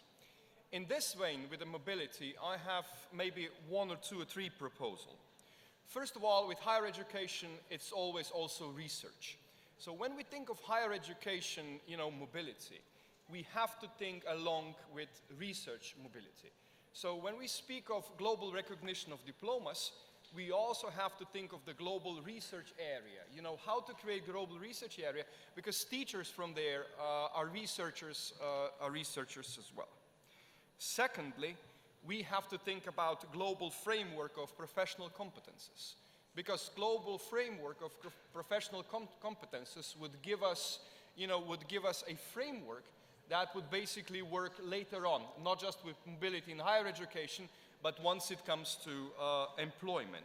And thirdly, when we speak of mobility, we have to take into the account the open educational resources, the new technology, the digitalization and so on, because this mobility doesn't have to be physical mobility. And many times it is, but you know, with the new technologies, it can be other ways of mobility. So it's worth thinking into that direction. So thank you so much for this. Thank you, Minister. Thank you for reminding us of mobility as an enabler and bringing your thoughts about the importance of considering mobility in the wider framework of the research area, as well as the need for having global frameworks, as well as your trust on what the digitalization may bring in terms of virtual mobility.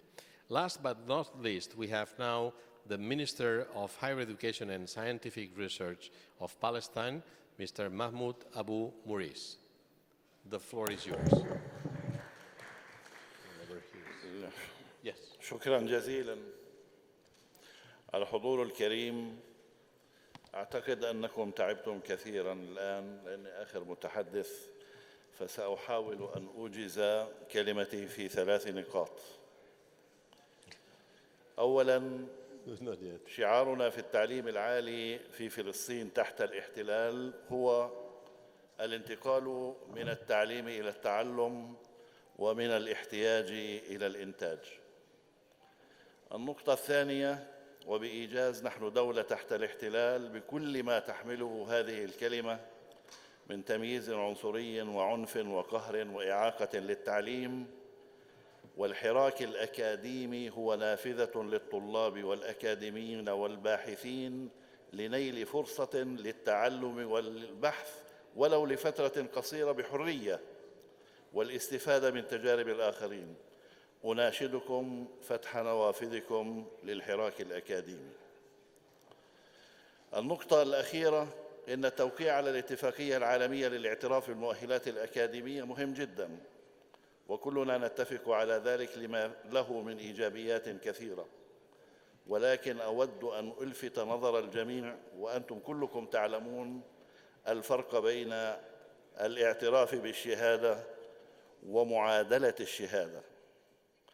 أرجو أن يحترم الاعتراف المعادلة والمعادلة الاعتراف، وأن لا يلغي أحدهما الآخر أو يقلل من شأنه، وشكرا جزيلا.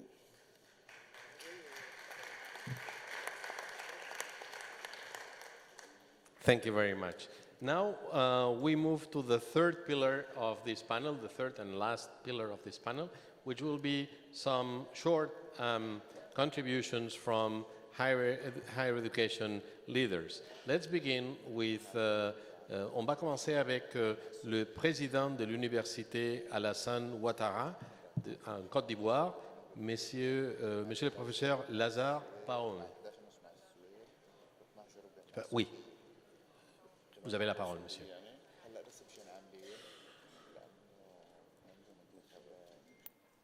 Merci. Allez-y. Je voudrais sincèrement vous dire merci de nous donner la parole à cette prestigieuse tribune. Nous avons 3 points d'intervention. Les modalités d'apprentissage, pour lesquelles nous voulons simplement dire qu'il faudra qu'on puisse faire en sorte que les formations, je veux dire les poids des volumes horaires entre le présentiel, le virtuel et l'expérientiel soient inversés, contrairement à ce qui se passe aujourd'hui où le présentiel est dominant, pour ne pas dire triomphant. Ce qui signifie qu'on n'a pas encore intégré véritablement les TIC. Sur les programmes d'études, formés aujourd'hui dans un monde marqué par le changement et les aspirations multiformes au développement durable, cela appelle une prise en compte conséquente de la prospective en ses dimensions technologiques, économiques, sociales et même éthiques. Cela suppose un enseignement généralisé de la prospective sous la houlette de l'Unesco, comme cela avait pu se faire avec la généralisation de l'enseignement de l'éthique scientifique à travers le monde.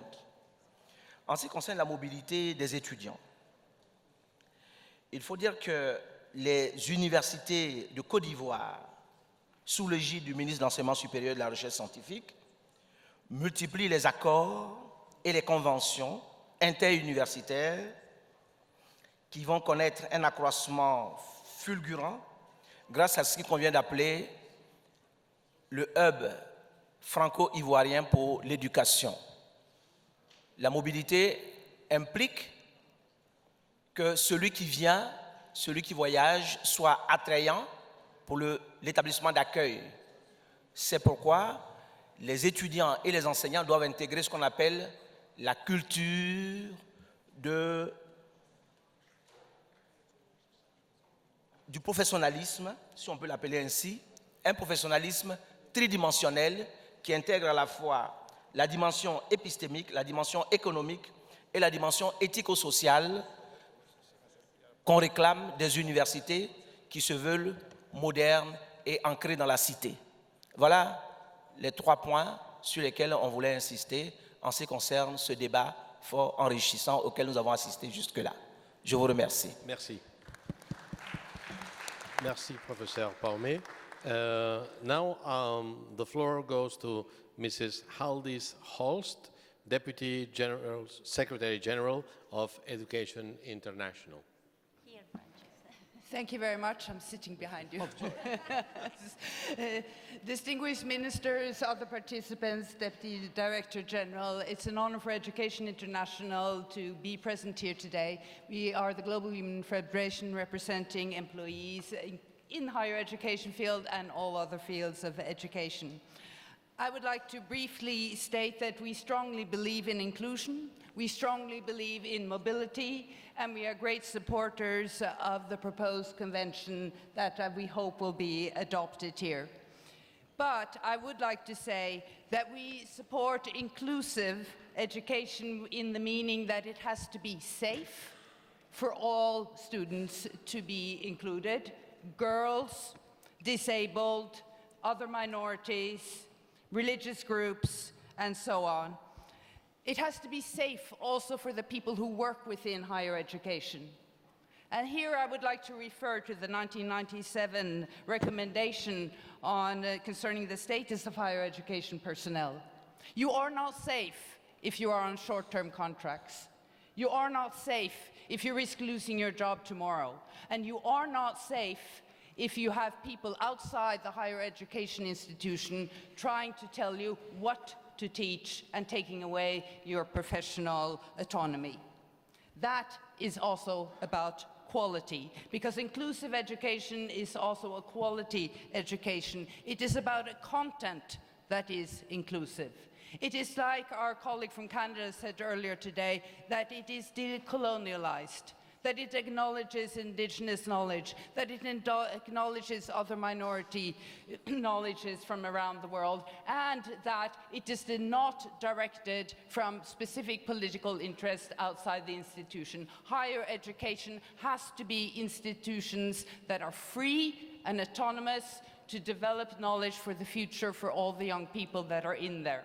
And to end, I would say the mobility is extremely important as long as it's mobility for all, not just for the few. And let us not move forward so that mobility becomes a market.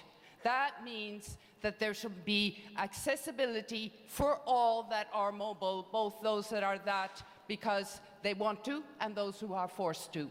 So that means that we have to look at our fees, our tuition fees in a national context, and also make sure that we are not putting out mobility to agencies that are charging money from those that very often are very vulnerable. But together we can do it, dear colleagues, whether you are a minister, whether you are a professor, or whether you are part of UNESCO. We look forward to cooperating with UNESCO to bringing this forward. Thank you.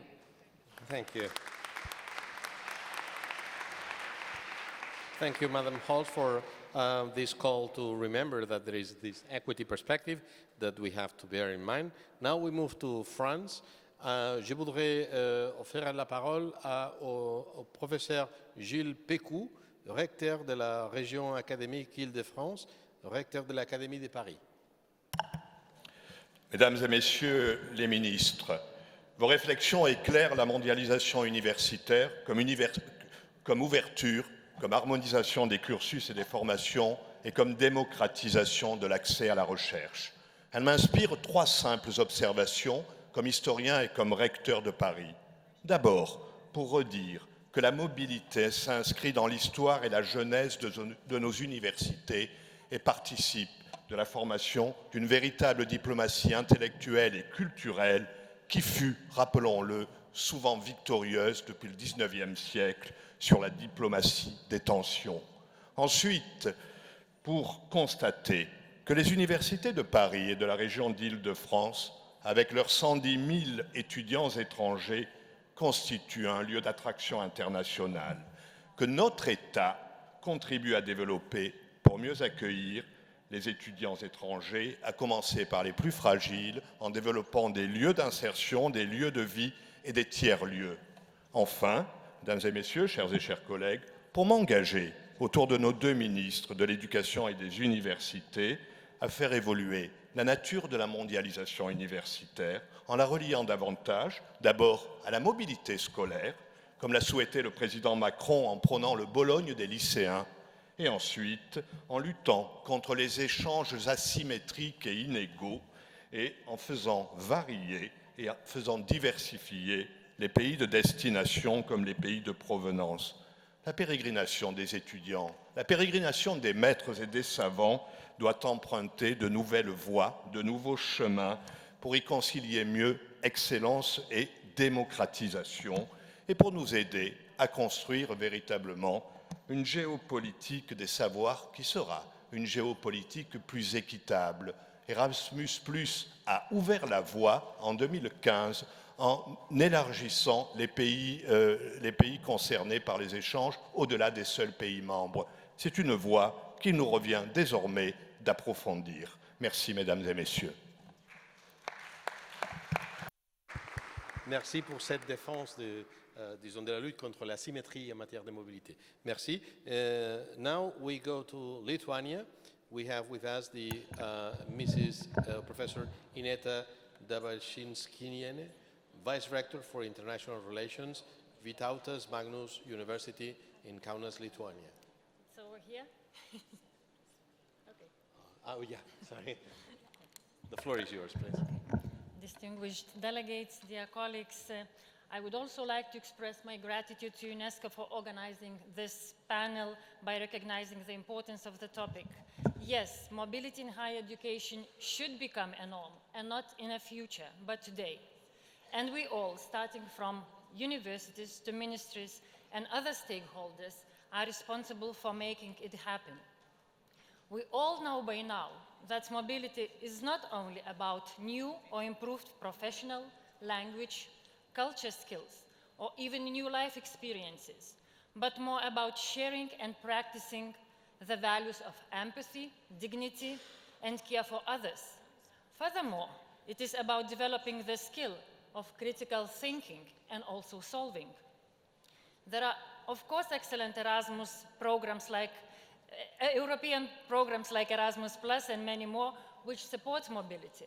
However, a number of barriers hinder implementation of global youth exchange on a more prominent scale. Universities, their academic partners, and other local education institutions work hard to harmonize curricula, adjust study credits, recognize degrees and qualifications, but they encounter many obstacles and restrictions and miss a true dialogue and trust between the academia and policymakers. In this regard, I also welcome the initiative of the Global Convention on Recognition of Qualifications and believe that its concepts and proposals will be met with utmost consideration by relevant national and international bodies. It is only cooperation, dialogue, and solidarity of academia and other stakeholders that will ultimately enable us to build a greater platform for exchange. Thank you very much. Thank you. Thank you very much. And our last speaker in this panel is Professor Mohamed El Aswad, the President of the Community of Mediterranean Universities. Yes, please. Vous avez la parole. Mr. Chairman, I am the President of the Mediterranean University Organization, which include more than 200 universities from Europe, Middle East, and North Africa. I'll speak on global recognition of high education qualifications to facilitate mobility of students and teachers between the universities. Now, poor countries or small countries build the universities, either classic or online universities, for its people, which is good, but they suffer shortage of professors, teachers, and the trainers. UNESCO refuses for decades to play the role of judging accreditation, the quality of higher education qualifications. But it is now the time for UNESCO to carry on this role for helping mobility of students or teachers from different countries, which we speak all the day now, or immigrants even, or who want to have higher diplomas or PhDs. My suggestion is to create a board or office in the UNESCO for accreditation of high education qualifications. I ask you, the chairman of this session, or the UNESCO authorities, to open application for membership of this board now between ministers, rectors, and the professors. Details can be discussed in future. Budget will be gained through fees paid by different universities asking accreditation from the UNESCO. We, Mediterranean University, can supply the logistic and scientific basis and the skeleton of this office or board. Thank you. Thank you. Now we come to an end. It is difficult to share some takeaways from this second panel, but certainly there are three ideas I wanted to share. The first one is that we have been talking of mobility after inclusion, and we have seen through this panel that mobility, inclusion, and equity are not really different things, but we have to take them all into account. The second takeaway I would like to suggest is that we have seen lots of support for the Global Convention, and I think this is great. You know that you can count on headquarters, on our regional offices, and as well as on the Institute, you know, to promote the Global Convention as well as the regional conventions. And finally, that none of us, that will be the third takeaway, none of us is as good as all of us. And I think that this proves certainly that these calls to common work, to collaboration in higher education still have lots to do. Thank you very much. And now I would like to state once more our gratitude to all the panelists who I invite to sit downstairs, as well as the ministers and the higher education leaders who have taken the floor. And now I'm inviting Professor Kazuhiro Yoshida, the co-chair of the SDG Education 2030 Steering Committee, to join here. Okay, and Mr. I'm sorry. Yeah, okay. And Stefania Giannini, please, the floor is yours.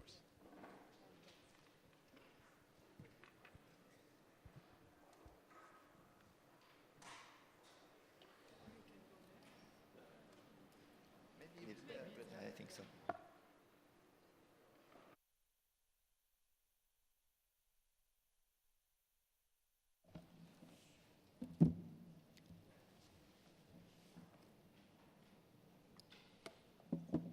Honorable Ministers of Education, heads of institutions of higher educations, important stakeholders of education, in particular higher education. On behalf of the SDG Education 2030 Steering Committee, it gives me a great pleasure to deliver this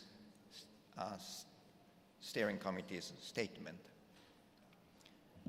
4 years since the adoption of the 2030 Agenda for Sustainable Development, we remain convinced that equitable and inclusive quality education and lifelong learning holds the key to achieving this universal and transformative agenda to shift the world onto a sustainable and resilient path, socially, environmentally, and economically. Despite stirring efforts of governments and partners to advance this transformative vision of education, progress on SDG 4 is falling far short of what is needed to achieve its targets by 2030. On current trends, 225 million children between 6 and 17 years of age will be out of school in 2030, representing a mere 14% decrease from 2017. Currently, Only half of youth complete secondary school, and 6 out of 10 children and adolescents worldwide do not achieve minimum proficiency in reading and mathematics. Over 750 million adults still cannot read and write.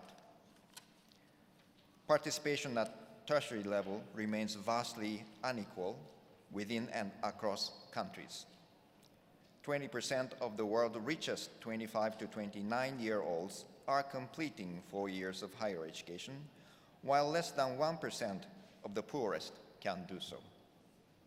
It is clear from all these facts that we face a learning crisis that threatens the entire 2030 agenda.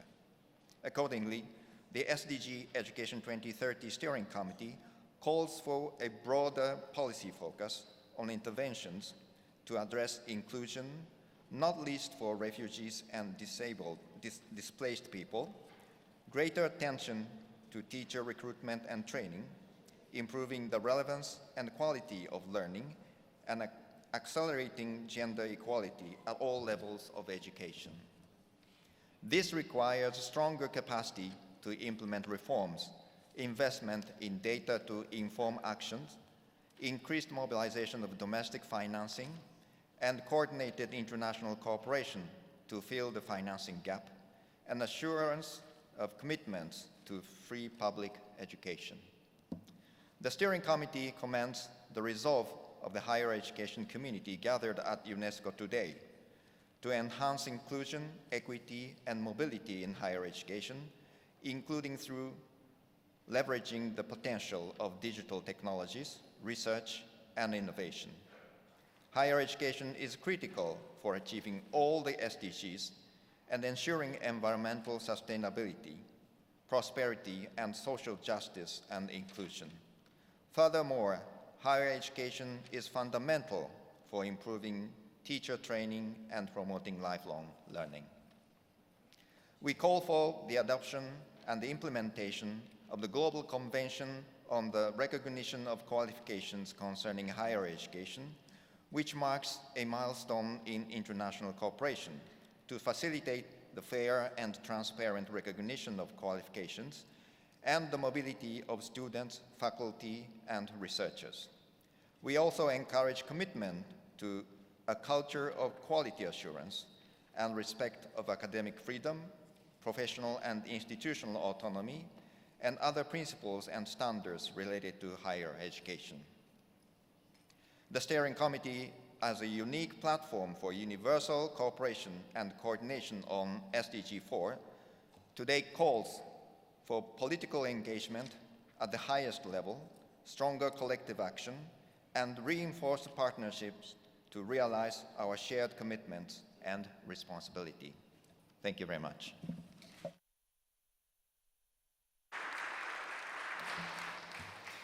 Thank you to Professor Yoshida for this statement from the SDG 4 committee. We are also honored to have 3 ministers representing the SDG 4 committee, and we would like to give them the floor also to share their own perspective. Let me start with Honorable Minister Alejandro Finocchiaro from Argentina. Honorable Minister, you have been a great host for us in Buenos Aires for the regional convention. Please, you have the floor.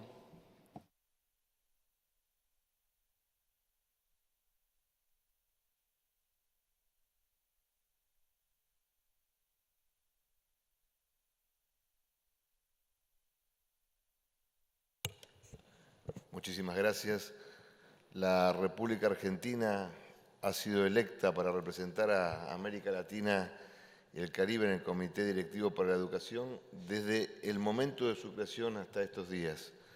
Realmente nos sentimos muy honrados por ejercer esta responsabilidad y creemos que este comité es un bien público global, una plataforma única para el avance de la agenda educativa global. Queremos manifestar entonces nuestro apoyo a la declaración que hoy se comparte con nosotros los ministros. Muchas gracias. Muchas gracias, Ministro. Let me give now the floor to the Minister of Bangladesh, Ms. Tipu Moni. Please, Minister, the floor is yours. Welcome. Madam Stefania Giannini, Mr. Kaz Yoshida, co-chairs of the SDG Education 2030 Steering Committee, Honorable Ministers, Excellencies, ladies and gentlemen, thank you for giving me the floor. I would like to briefly touch upon Bangladesh's efforts to address the issue of inclusion and equity in education in line with SDG 4. Bangladesh is strongly committed to Agenda 2030. We believe attainment of SDGs greatly hinges upon the attainment of SDG 4. Political ownership of SDGs and their integration with the national development strategies are two most important preconditions for successful implementation of SDGs. We have mainstreamed SDGs into our development plans across all sectors of the economy. In Bangladesh, the SDG implementation is directly coordinated by the Honorable Prime Minister. Most importantly, Prime Minister Sheikh Hasina is personally committed to women empowerment, and we have invested heavily in girls and women's education. Integrating women in the nation's development process was a conscious policy not to leave anyone behind, and it is paying off. In terms of women's advancement, Bangladesh leads in the region and also globally. According to the World Economic Forum's Gender Gap Report 2018, Bangladesh's overall ranking globally was 48th among 149 countries and 5th for political empowerment. To enhance inclusion and equity is especially tertiary level. Very recently, the government of Bangladesh has taken 41 action plans under Strategic Plan for Higher Education in Bangladesh 2018-2030. We have specific monetary and non-monetary policy instruments to ensure access to education for students from low-income households, physically and mentally challenged students, children with visual impairment, and children with autism spectrum disorder. These include Prime Minister's Fellowship, Prime Minister's Education Support Trust Fund, under which stipends and scholarships are provided to female and several other categories of underprivileged students. Bangladesh National Qualifications Frameworks has been formulated to ensure equitable higher education across the country. We fully agree that the Global Convention on the Recognition of Qualifications concerning higher education would mark a milestone in recognition of qualification and international cooperation to facilitate mobility of faculty, students, and researchers. Bangladesh will support its adoption at the current session of the General Conference. We are sure that Bangladesh will work with the international education community for its effective implementation. Ladies and gentlemen, Bangladesh recognizes the determining role of higher education in achieving all the SDGs through research, innovation, and new study programs, and in supporting progress towards SDG 4 through teacher training in particular. At the National Academy for Educational Management, we are ensuring the training and even mobility of the faculties and researchers by ensuring training abroad. Despite financial constraints and lack of adequate resources, we are working to create effective system and have adopted institutional level policies to support inclusion and equitable access to higher education for non-traditional learners and disadvantaged or marginalized groups, along with ethnic minorities, so that no one is left behind. We are spending over 3% of our annual GDP on education, with the support of the international community in filling the financing gap. We are confident to achieve the SDG 4 within the targeted period of 2030. I thank you for your kind attention. Thank you, Minister. Let me give the floor to the last speaker, Mr. George Magoha from Kenya. Please, sir, the floor is yours. Please stick to the time that we have agreed. Thank you. Excellencies, fellow ministers, ladies and gentlemen, thank you for giving Kenya the floor.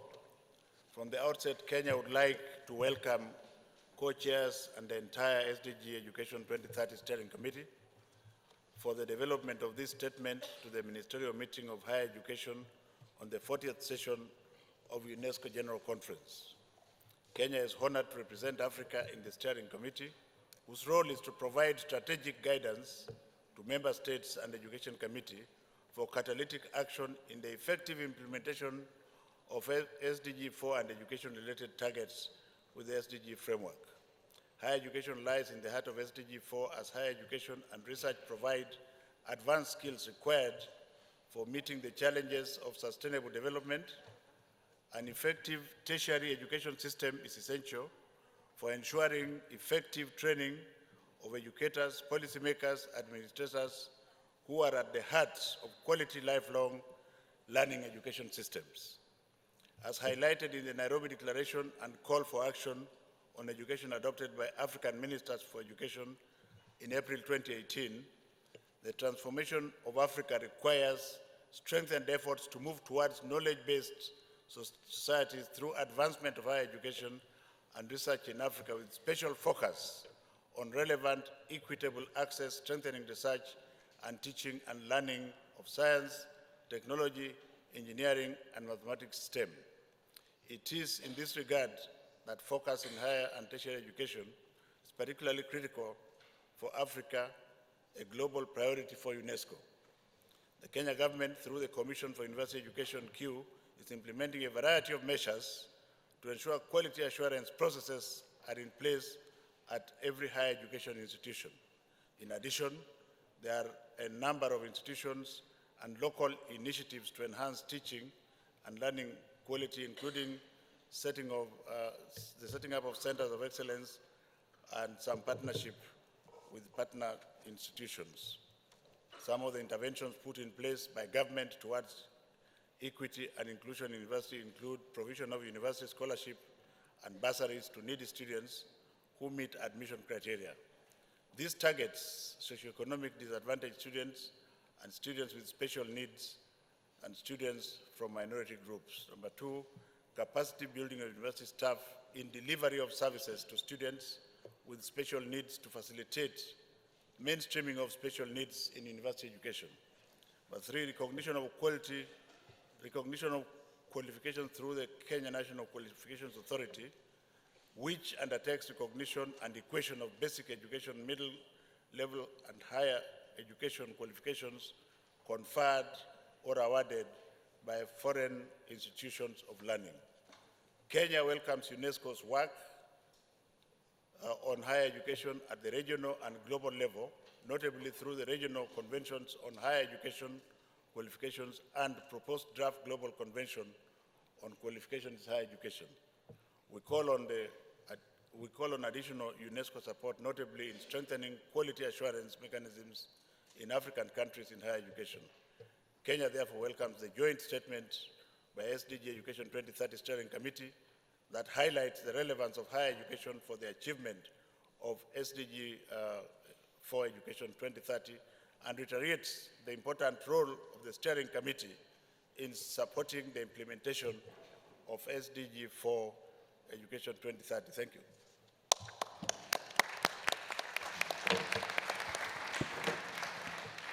Merci, Monsieur le Ministre. Madame l'assistante directrice générale, vous avez la parole pour clôturer cet événement majeur dans la vie de l'enseignement supérieur dans le monde. La parole est à vous, Madame. Merci beaucoup, cher Borin. Excellencies, a long, long day. And thanks for staying here with us all this time. I should say, today we have the whole world of higher education in one single room. This is UNESCO for sure, but my colleagues told me that this is really unprecedented at this level. So thanks a lot. And I think it reflects the reemergence of higher education on the global agenda as a main key factor for inclusion, development, innovation, and peace. And let me also say that more than ever, the world needs higher education to build together this very ambitious project, which is about the 17 goals, and which is about building a better society grounded on sustainability, prosperity, respecting the planet, and human rights. And it's really very late, so I cut a beautiful speech, and very sorry with my ghostwriter that usually do a great job, and for sure today is the same. But I wish I take the advantage of this platform to reaffirm that education stands at the very core of the 2030 agenda. but it's up to us as international organizations, it's up to you as politicians, policymakers, governments, to take your own responsibility. It's up to you, dear colleagues. I'm a university professor in my life, and rectors. I also experienced this fantastic, mission in my life to take the lead about this topic, to take the lead. And so I go straight to the point I want to underline. It's about some few recommendations. And it's about, giving the sense that together we can build new systems of education and higher education that are open, inclusive, trustworthy, and quality assured. These are 4 pillars of our common mission. So my first call is to ask you to support openly and strongly the adoption and implementation of the Global Convention on the recognition of qualification concerning higher education. It's not a bureaucratic document, let me say. I want to tell you, you're specialists, outstanding personalities, honorable ministers, but I want to say, to use the same language I used in the press conference before. It's really about giving all students, all children and students in this case, the human right of education as a human right, not simply for basic and primary and secondary, but at the university level. And this is crucial to really build development and inclusive growth all around the world, in the north and in the south, in the east and in the west. And I think the discussion today was quite clear about your commitment and your clear mind about that. The second recommendation is around inclusion. Still, it's not a magic rhetoric word. It's really about reinforcing policies that can ensure equal access to universities on the basis of merit and set out in the Universal Declaration of Human Rights to eliminate all forms of discriminations. There are still very many around the world, on the basis of gender, language, income, or other barriers. So our common mission is to eliminate, is to try really to use new approach about that. And this is also about the inclusion of refugees and migrants, which is, I know, it's a very hot topic, politically speaking, but it's something that we must have the courage to approach differently, and education, higher education, can be a right tool to build a new narrative and to give governments the chance to put it differently. And one of the aims of the dedicated qualification passport, currently being piloted on the basis of the well-tested European model, some countries already spoken about that, is really a very concrete example of that. My third call or recommendation is about taking a wide vision of learning, spanning a diversity of delivery modes, learning pathways, certifications, including through the enhanced and ethical use of digital technologies.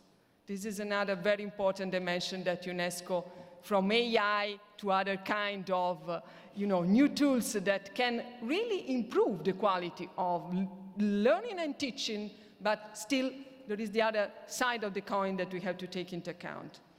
The fourth is about stepping up efforts on all continents to ensure quality assurance mechanisms. Quality assurance, together with mobility, is one of the 2 pillars of the Global Convention. And we have to work together to make the system absolutely more coherent and efficient in every region of the world. And this is a matter of building trust and protecting learners, families, parents, and employers. Finally, the very last one, it's about the stakes of the future call for deepened cooperation across the board. You know, you can tell me universities since the very beginning of the history of this institution have been universal and international, and it is true. But now more than ever, I think we need to reinforce this international cooperation across the borders, across the regions, across the countries. And this is why UNESCO today kindly asks you to come to Paris, to stay in this room, you know, 3 hours, more or less, yes, and to think about new models, new initiatives, new kind of way to shift the paradigm. But more than this, let me say, it's really our call for action about sharing the same set of values, system of values. And there are some very simple words to conclude I want to remind and to share with you. Inclusion over inequality, collaboration over competition, holistic over fragmented approach. And this is really the future we can build together. Thanks a lot. Merci beaucoup.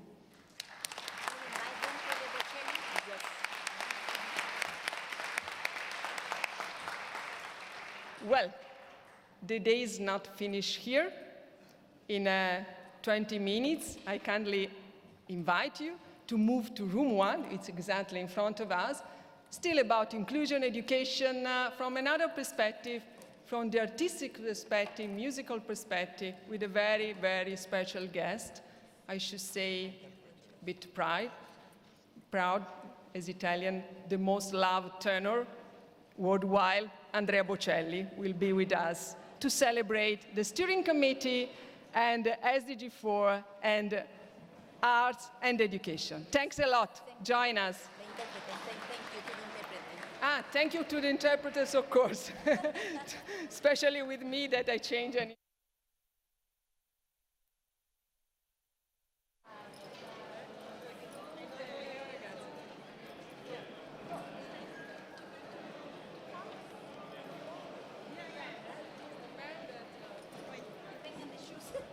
No, the shoes.